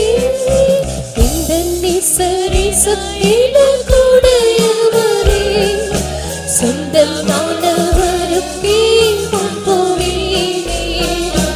இந்த நிசரி சத்தில கூடையவரே சொந்தமானவருக்கே போவேனே. இன்பங்களிலும் சூட்டவரே அன்புடனே தேற்றி அணைப்பவரே. இன்பங்களிலும் சூட்டவரே அன்புடனே தேற்றி அணைப்பவரே. இந்த நிசரி சுயன கூடையவரே சொந்தம் நானவருக்கே போவேனே. இந்த நிசரி சுயன கூடையவரே சொந்தம் நானவருக்கே போவேனே. இன்பங்களிலும் சூட்டவரே அன்புடனே தேற்றி அணைப்பவரே. இன்பங்களிலும் சூட்டவரே அன்புடனே தேற்றி அணைப்பவரே. Hallelujah, hallelujah, hallelujah. ஆண்டவரே, hallelujah, hallelujah, hallelujah. Amen. Praise the Lord, praise the Lord, praise the Lord. கர்த்தர் இந்த நாளிலும் கூட நம்மோடு கூட பேசினதான அவருடைய வார்த்தைகளுக்காக நாம் நன்றியோடு கூட அவரை நாம் ஸ்தோத்தரிப்போம். Praise the Lord, praise the Lord, praise the Lord, praise the Lord, praise the Lord, praise the Lord, praise the Lord, praise the Lord, praise the Lord, praise the Lord, praise the Lord, praise the Lord, praise the Lord. கர்த்தர் நம்மை நேசிக்கிறது நிமித்தமாக ஆண்டவர் எவ்விதமாக நம்மை நடத்துகிறார் என்று சில காரியங்களை குறித்து கர்த்தர் ஆரம்பத்தில் நமக்கு உணர்த்தி தந்தார். அவர் யாரை நேசிக்கிறாரோ அவர்களை சிட்சிக்கிறார் என்று சொல்லி நாம் கேட்டோம். கர்த்தருடைய பரிசுத்த நாமத்துக்கு மகிமை உண்டாகட்டும். அவருடைய சிட்சையானது அவருடைய அன்பின் பிரதிபலிப்பாக இருக்கிறது என்று சொல்லி கர்த்தர் நமக்கு ஒன்று கூட உணர்த்தி தந்தார். நாம் உலகத்தாரோடு கூட நியாயந்தீர்க்கப்படாதபடிக்கு நாம் தப்புவிக்கப்படும்படியாய் நம்மில் அன்பு கூறுகிற ஆண்டவர் நம்மை உணர்த்துவிக்கும்படியாய் திசை மாறி வழி தவறி சென்றாலும் கூட திரும்பவும் நம்மை சீர்படுத்தும்படியாய் அவர் நம்மை சிட்சிக்கிறது உண்டு. அது அவருடைய அன்பின் பிரதிபலிப்பாக இருக்கிறது. அதற்காக நாம் அவரை நன்றியோடு கூட நாம் ஸ்தோத்தரிப்போம். Praise the Lord, praise the Lord, praise the Lord, praise the Lord, praise the Lord, praise the Lord, praise the Lord, praise the Lord, praise the Lord, praise the Lord, praise the Lord, praise the Lord, praise the Lord, praise the Lord, praise. மாத்திரமல்ல, அவர் தன்னுடைய அன்பின் நிமித்தம் அமர்ந்திருப்பார் என்கிற வசனத்தின் மூலமாக கூட கர்த்தர் நமக்கு உணர்த்தி பேசினார். அவர் நம்மை நேசிக்கிறார், ஆனால் சில சமயங்கள் அமர்ந்திருப்பார், அமைதியாக இருப்பார். அதுவும் கூட அவருடைய அன்பாக இருக்கிறது. கர்த்தருடைய பரிசுத்த நாமத்துக்கு மகிமை உண்டாகட்டும். நாம் நம்முடைய விசுவாசத்தில் ஒன்று கூட வளரும்படியாய், பலப்படுத்தப்படும்படியாய், நிலை நிறுத்தப்படும்படியாக அவர் சில சமயங்கள் அமைதியாக காணப்படுகிறது உண்டு. அது கர்த்தர் நம்மை கைவிட்டார், நம்மை வெறுத்து விட்டார் என்பதல்ல. அதனுடைய அர்த்தம் தம்முடைய அன்பின் நிமித்தம் அவர் அமர்ந்திருக்கிறதின் நோக்கம், அமைதியாக இருக்கிறதின் நோக்கம் நம்முடைய விசுவாசத்தில் நாம் ஒன்று கூட கட்டி எழுப்பப்படும்படியாய், ஒன்று கூட கர்த்தரை உறுதியாக பற்றி பிடித்துக் கொள்ளும்படியாக, அதற்காக நாம் ஆண்டவரை நன்றியோடு கூட நாம் ஸ்தோத்தரிப்போம். Praise the Lord, praise the Lord, praise the Lord, praise the Lord, praise the Lord, praise the Lord, praise the Lord, praise the Lord, praise the Lord, praise the Lord, praise the Lord, praise the Lord. Hallelujah, hallelujah, hallelujah. Praise the Lord, praise the Lord, praise the Lord, praise the Lord, praise the Lord, praise the Lord, praise the Lord, praise the Lord. மாத்திரமல்ல, நாம் அவரிடத்தில் ஒரே சிந்தையாக அவரையே நோக்கி நாம் எப்பொழுதும் பார்த்து கொண்டிருக்கிறவர்களாக நாம் இருக்க வேண்டும். ஏக சிந்தை, நம்முடைய ஆண்டவரை குறித்தே சிந்தை, ஜீசஸ் ஒன்லி, அப்படியாக நாம் காணப்பட்டு கொண்டிருக்க வேண்டும் என்று சொல்லி கூட கர்த்தர் நமக்கு உணர்த்தி தந்தார். இந்த சந்தர்ப்பத்தில் நான் ஒரு காரியத்தை நான் நினைவு கூறுகிறேன். நம்முடைய deputy chief pastor SP honest அவர்கள் ஒருமுறை அவரை பார்க்க முடியாது. பாஸ்டர் கேஜி ஜார்ஜ் அவர் அப்போ அண்ணா நகரில் ஊழியம் செய்து கொண்டிருந்தார், பார்க்கும்படியாக வந்திருந்தார். பொதுவாக டெய்லி வந்துடுவார், அன்றைக்கு வந்திருந்தார். நான் வெளியே வராண்டாவில் நின்று கொண்டிருந்தேன். என்னை பார்த்து மிகவும் சந்தோஷத்தோடு பேசியவர் ஒரு புஸ்தகத்தை கையில் வைத்திருந்தார். குட் மார்னிங் ஹோலி ஸ்பிரிட் என்கிற ஒரு புஸ்தகம். அதை எழுதியிருந்தவர் அதில் இப்படியாக சொல்லியிருந்தார், நான் ஒவ்வொரு நாளும் காலையில் எழும்பினவுடனே குட் மார்னிங் ஹோலி ஸ்பிரிட், காலை வந்தனம் பரிசுத்த ஆவியானவரே என்று சொல்லிதான் நான் விழிப்பேன். அப்படியாக ஒரு மனுஷனோடு கூட எப்படி நம்ம ஐக்கியமாக இருக்கோம், வீட்டில் நம்ம படுக்க போகிறதுக்கு முன்னாடி குட் நைட் சொல்லிவிட்டு போகலாம், காலைல பார்க்கும்போது குட் மார்னிங் சொல்லலாம். அதுபோல ஒரு ஆழ்தத்துவமாக ஆவியானவர் என்னோடு கூட பழகுகிறான் என்பதாக அந்த புத்தகத்தை எழுதின தேவனுடைய மனுஷன் அந்த மாதிரி எழுதியிருந்தார். கர்த்தருடைய பரிசுத்த நாமத்துக்கு மகிமை உண்டாகட்டும். அதை கையில் வைத்திருந்தார். அவர் பாஸ்டர் நம்ம deputy chief pastor SP honest அவர்கள் சாப்பிட்டு கொண்டிருந்தார்கள். நாங்கள் 2 பேரும் அவர்கிட்ட போய் நின்றோம். அப்போ என்னங்கிற கேள்விக்குறியோடு கூட எங்களை பார்த்தார். அப்போ உடனே பாஸ்டர் கேஜி ஜார்ஜ் சொன்னாங்க, பாஸ்டர் இந்த புஸ்தகத்தில் இந்த ஆத்தர் தேவனுடைய மனுஷன் இப்படி எழுதியிருக்கிறாரு, காலையில் எழுந்திருக்கும் குட் மார்னிங் ஹோலி ஸ்பிரிட்னு சொல்லுவாராம், காலை வந்தனம் பரிசுத்த ஆவியானவர் என்று. பாஸ்டர் நீங்கள் அப்படி சொல்கிறீங்களா டெய்லி அப்படின்னு கேட்டார். ஏன்னா பாஸ்டர் எஸ்பி அனஸ் பாஸ்டர் அவர்களோட விசேஷிக்கப்பட்ட அவர் ஒரு தேவனுடைய மனுஷன். எப்பொழுது பார்த்தாலும் ஜபம் இல்லாட்டா வேதத்தை வாசி. அவர் பேசுகிற காரியங்கள் எல்லாம் ஆவிக்குரிய காரியங்களாகத்தான் இருக்கும். எல்லாம் ஆண்டவர் பற்றியதாகத்தான் இருக்கும். ஒரு சின்ன பையனை பார்த்தா கூட அவன்கிட்ட காஸ்பலை தான் பேசுவார், ரட்சிப்பு குறித்து பேசுவார். கடற்கரையில் சில சமயம் ஜெபிக்கும்படியாக போவோம். ஒரு 7-8 மணிக்கு போல போவோம்.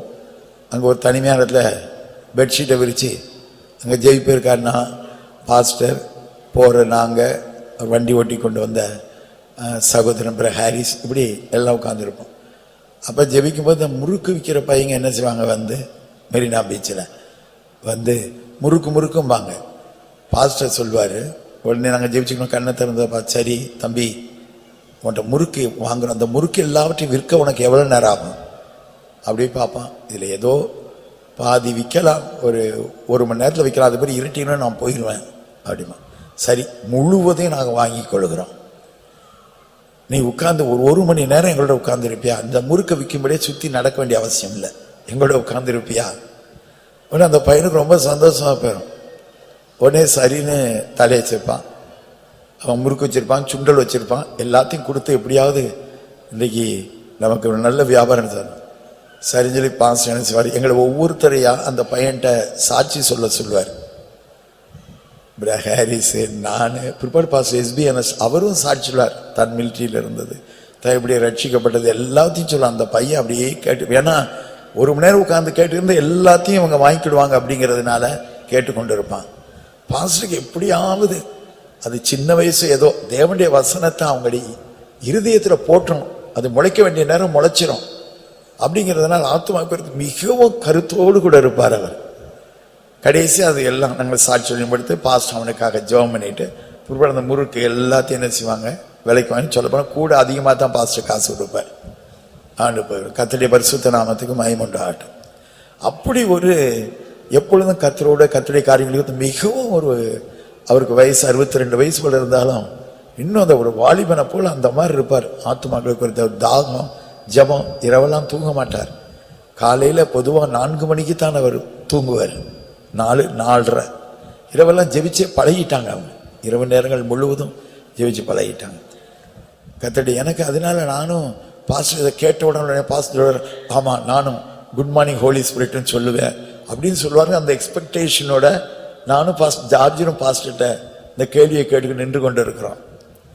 அப்போ பாஸ்டர் சொன்னார், ஒரு நிமிஷம், இல்லை நான் குட் மார்னிங் ஹோலி ஸ்பிரிட்னு நான் சொன்னதில்லை அப்படின்னார். எங்களுக்கு ஒரே ஷாக்காக போச்சு. என்னடா இது, பாஸ்டர் குட் மார்னிங் ஹோலி ஸ்பிரிட்னு சொல்ல மாட்டாராமே, மனசு ரொம்ப துக்கமாக போச்சு. பாஸ்டர் அப்படின்னு சொன்னார், ஏனென்றா நான் அவருக்கு குட் நைட் சொன்னதே இல்லை அப்படின்னாரு. குட் நைட் சொன்னா தானே குட் மார்னிங் சொல்லணும், குட் நைட்டே சொல்றது இல்லை. அதாவது ஆவியானவர்கள் விட்டு பிரிகிறதே இல்லை, அதனால குட் நைட் சொன்னதில்லை, அதனால குட் மார்னிங் சொல்ல வேண்டிய அவசியம் வந்ததில்லை. பாஸ்டர் இவ்வளோ எக்ஸ்பிளைன் பண்ணி சொல்லலை, பாஸ்டர் ரொம்ப அமைதியாக தாழ்மையாக சொன்னார், நான் அவருக்கு குட் நைட் சொன்னதில்லை அப்படின்னார். எனக்கு நான் இந்த ரோமன் அப்படியே புல்லரிச்சிருச்சு. என்னடா இது, அப்படியே நாங்கள் 2 பேருமே முழங்கால் போட்டுட்டோம். பாஸ்டர் நாங்களும் குட் மார்னிங் சொல்லக்கூடாது, ஏன்னா குட் நைட் சொன்னா தானே குட் மார்னிங், எப்பொழுதும் அவர் கூட இருக்கணும். அதான் ஏக சிந்தை, ஜீசஸ் ஒன்லி. அவருடைய மனவாட்டியாகிற நாமும் கூட அவரை குறித்தே சிந்தையுடையவர்களாய் தேவனுடைய மனுஷர்கள், நம்முடைய பரிசுத்தவான்கள் யாவரும் அப்படிப்பட்ட ஒரு ஜீவியம் செய்திருக்கிறார்களே, நமக்கும் கூட அப்படியாக எப்பொழுதும் அவரே நோக்கி பார்க்கத்தக்கதாக நம்முடைய சிந்தை முழுவதும் அவரே நிரப்பப்பட்டதாய் காணப்பட கர்த்தர் ஒன்று கூட நமக்கு இந்த நாட்களில் கிருபை செய்யும்படியாய் நாம் கர்த்தரை ஸ்தோத்தரிப்போம். Praise the Lord, praise the Lord, praise the Lord, praise the Lord, praise the Lord, praise the Lord, praise the Lord, praise the Lord, praise the Lord, praise the Lord, praise the Lord, praise the Lord, praise the Lord, praise the Lord, praise the Lord. மாத்திரமல்ல கர்த்தர் நம்மோடு கூட பேசினார். அவர் எப்படி நம்மை attract பண்றாருன்னு, அவர் நம்மளை attract பண்ணணும், நாமும் அவரை எப்படி அட்ராக்ட் பண்ண வேண்டும் என்று, கவர்ந்து இழுக்க வேண்டும் என்று சொல்லி கர்த்தர் நம்மை எப்படி கவர்ந்து இழுக்கிறார் என்று நமக்கு போதிக்கப்பட்டது தம்முடைய கல்வாரி சிலுவையின் மூலமாக. நமக்காக மரித்தாரே, வானத்துக்கு பூமிக்கு நடுவாக 3 ஆணிகளிலே தொங்கிக் கொண்டிருந்தாரே, தம்முடைய பரிசுத்த ரத்தம் முழுவதையும் நமக்காக சிந்தி தன்னுடைய அன்பை நிரூபித்தாரே. பாவத்தின் சாபங்கள் எல்லாவற்றிலும் நம்மை மீட்டெடுத்து தன்னுடைய அன்பை வெளிப்படுத்தினாரே. அந்த அன்புதானே நம்மை கவர்ந்திழுக்கிறது. அதற்காக நாம் ஆண்டவரை நன்றியோடு கூட நாம் ஸ்தோத்தரிப்போம். Praise the Lord, praise the Lord, praise the Lord, praise the Lord, praise the Lord, praise the Lord, praise the Lord, praise the Lord, praise the Lord. நாம் எப்படி அவரை கவர்ந்திழுக்கணும்? அவருக்கு விரும்பாத காரியங்கள் எல்லாத்தையும் பிரதிஷ்டை பண்ணணும், அதை விட்டு விலகணும். ஆண்டவருக்கு எதெல்லாம் அழகுள்ளது என்று சொல்லி பல காரியங்கள் எசேக்கியேல்ல மற்றும் பல காரியங்கள் அதில் சொல்லப்பட்டது. கர்த்தர் அந்த அந்த சாந்தம் அமைதியிலும் உள்ள ஆவி பிரதிஷ்டை பண்ண வேண்டிய காரியங்கள் பிரதிஷ்டை பண்ணுகிறது. இப்படிப்பட்ட கர்த்தர் விரும்புகிற காரியங்களை நாம் செய்து அவருடைய கண்களுக்கு நாம் மிகவும் அழகுள்ளவர்களாக காணப்பட அவரை கவர்ந்திழுக்க ஆண்டவர் நமக்கு கிருபை செய்யும்படியாய் நாம் கர்த்தரை ஸ்தோத்தரிப்போம். Praise the Lord, praise the Lord, praise the Lord, praise the Lord, praise the Lord, praise the Lord, praise the Lord, praise the Lord, praise the Lord, praise the Lord, praise the Lord, praise the Lord, praise the Lord, praise the Lord, praise the Lord. கர்த்தர் தாமே தம்முடைய வசனங்கள் எல்லாவற்றையும் நம்முடைய மத்தியில போதிக்க தேவையான கிருபையும் பலனையும் கர்த்தர் தம்முடைய மகனுக்கு கர்த்தர் தந்திருந்தபடினால் நாம் கர்த்தரை ஸ்தோத்தரிப்போம். Praise the Lord, praise the Lord, praise the Lord, praise the Lord, praise the Lord, praise the Lord, praise the Lord. கேட்டது மாத்திரமல்ல, அதன்படி நாம் ஜீவிக்க வேண்டும். கேட்ட தேவனுடைய வசனங்கள் நம்மை நியாயந்தீர்த்து விடக்கூடாது. அதற்காக அதன்படி ஜீவிக்க கர்த்தர் தம்முடைய அளவில்லாத அபிஷேகத்தின் கிருபைகளை நமக்கு பகிர்ந்து தரும்படியாய் நாம் கர்த்தரை ஸ்தோத்தரிப்போம். Praise the Lord, praise the Lord, praise the Lord, praise the Lord, praise the Lord, praise the Lord, praise the Lord, praise the Lord. பிதாவாகிய தேவனை நாம் ஸ்தோத்தரிப்போம். Praise the Lord, praise the Lord, praise the Lord, praise the Lord, praise the Lord, praise. குமாரனாகிய தேவனை நாம் ஸ்தோத்தரிப்போம். Praise the Lord, praise the Lord, praise the Lord, praise the Lord, praise. பரிசுத்த ஆவியாகிய தேவனை நாம் ஸ்தோத்தரிப்போம். Praise the Lord, praise the Lord, praise the Lord, praise the Lord, praise the Lord. திரியேக தேவனுக்கு எல்லா துதியும் கனத்தையும் மகிமையும் தந்து நாம் அவரை ஸ்தோத்தரிப்போம். Praise the Lord, praise the Lord, praise the Lord, praise the Lord, praise the Lord. ஜெபம் பண்ணுவோம். அன்புள்ள பிதாவே, எங்களை தாழ்த்துறோம், உடைய கிருபையுள்ள கரத்தில் ஒப்படைக்கிறோம் ஆண்டவரே. இந்த வருஷத்தின் கடைசியில் ஆண்டவரே ஆசிரியப்பட்டதான வேத பாடங்கள் கிருபையாக எங்கள் தந்ததுக்காக நன்றியோடு துதிக்கிறோம். கடந்த 2 நாள் கூட்டங்களை நீர் புறப்படுத்தி நடத்தி ஆசீர்வதித்தீர் ஆண்டவரே. நீர்கள் ஆண்டவரே 6 நீர்களை முத்தம் செய்தீர் ஆண்டவரே. அந்த தயவு அந்த அன்பு ஆண்டவரே எங்கள் மேல் பெரிதாக இருக்க நன்றியோடு துதிக்கிறோம் ஆண்டவரே. நீர் எங்களை நேசிக்கிற வண்ணமாக நாங்களும் உண்மை நேசிக்கத்தக்கதாக அந்த நல்ல இறுதி எங்களுக்கு தர வேணும் ஆண்டவரே. ஸ்தோத்திரம் ஆண்டவருக்கு நீர் எங்களுக்கு தந்த எல்லா ஆலோசனைக்காக நன்றியோடு துதிக்கிறோம் ஆண்டவரே. இந்த நாட்களுக்கு கேட்கிறதான வசனத்தின்படி ஒரு ஜீவிக்க உதேசியம் ஆண்டரே. கத்தாவே நீர் கத்தாவே நீர் உண்மையாவே ஒரு மேய்ப்பனாக நீர் காணப்பட்டீர் ஆண்டரே. நீர் மனவாளனாய் காணப்பட்டே உண்மையும் கத்தாவி தூய்மை பரிசுத்தமான ஜீவிதம் அந்த அன்பினால் நாங்கள் நிறையப்பட்டவர்களாக எங்களை ஜீவிதம் இந்த நாட்களில் காணப்படுறதுக்காக கத்தர் உதவி வேணும் என்று ஜெபிக்கிறோம் ஆண்டரே. முடவல்லமையினாரோ ஒருத்தரை நிறைக்க வேணும் ஆண்டரே. கேட்ட வசனத்தின்படி ஒவ்வொரு பிள்ளைகளையும் ஜீவித்து உணர்வுள்ளா கத்திர சமூகத்தில் காணப்பட குற்றமற்றதான மனசாட்சியோடு காணப்பட கத்திர ஒவ்வொரு தேவனுடைய அன்பினால் கத்தாவி நிறைக்கணும். இந்த 3 நாள் கூட்டத்தை நீ நடத்தி ஆசீர்வதிக்காய் ஸ்தோத்திரம் ஆண்டரே. தேவனுடைய அன்பு கத்தாவே எங்களுக்கு தாய் நெருக்கி எவரவண்டியோடு துதிக்கிறோம் ஆண்டு. அறிவில்லாத கத்தாய் இந்த அன்பானது எங்களோட உள்ளத்திற்கு தற்கரிய செய்வனும் என்று ஜெயிக்கிறோம். நீர் எங்களுக்கு ஆண்டரே எங்களுக்கு தாய் சிச்சிச்சு எச்சரிக்கிற ஆண்டரே. இந்த நாட்கள் கிறிஸ்துவின் கத்தாவே மனவாட்டியா நாங்கள் கத்தாங்க கண்கள் கத்தாவி பரிசுத்தமாய் காண ஆண்டரே. நீர் இந்த நாட்கள் எங்களுக்கு உதேசம் ஆண்டரே. மனவாட்டின் கத்தா அழகான கத்தாவே இந்த நாட்கள் சூரியமை தேட அந்த அழகு ஆண்டரே நீர் விசாரிக்கிறே. உள்ளான அளவு மறைவான அளவு கத்தா ஆண்டரே. இந்த கிறிஸ்துவின் அன்பினால் நிறைப்பட்ட கத்தாவே அந்த திவ்ய சுபாவத்தினால் நிறைக்க வேண்டும் என்று ஜெபிக்கிறோம் ஆண்டரே. இந்த நாட்கள் கத்தாவை கேட்டதா இந்த கடைசி நாட்கள் கேட்கிறதான வசனத்தின்படி ஜீவிக்க ஒவ்வொருவருக்கும் உதவிச்சும் தேவனுடைய அன்பினால் ஒவ்வொருத்தரையும் நெருக்கியாக வேணும் ஆண்டரே. தேவ அன்பினால் அவருடைய உள்ளங்களை நிறைக்க வேணும் ஆண்டரே. எங்களுக்கு தாய்முடைய அன்பினால் உங்களோட மகிமையை நாங்கள் உணரத்தக்கதாக உங்களோட வல்லமையை நாங்கள் உணரத்தக்கதாக திறந்த நாட்கள் ஒவ்வொரு மக்களுக்கும் உதவிச்சதாக நன்றியோடு துதிக்கிறோம். வசன வேசன விடமான நீர் ஆசீர்வதிக்கும் பலப்படுத்தும் அந்த தானோ ஒவ்வொரு தேவனுடைய பிள்ளைகளையும் கத்தரை ஆசீர்வதிக்க வேணும். போக்கிலும் வரத்திலும் கத்தரை சமூகம் கூட இருக்க வேணும் என்று ஜெபிக்கிறோம். இன்னும் தொடர்ந்து நடக்கிற எல்லா கூட்டங்களையும் கத்தர் பொறுப்பு நடத்தி ஆசீர்வதிக்க வேணும். நாமத்தை நீர் மயப்படுத்த மாட்டே எல்லா கனவும் துதி மகிமையுமே செலுத்துறோம். இயேசு நாமத்தினால் வேண்டிக் கொள்கிறோம் பிதாவே. ஆமென். Praise the Lord, praise the Lord, praise the Lord, praise the Lord, praise.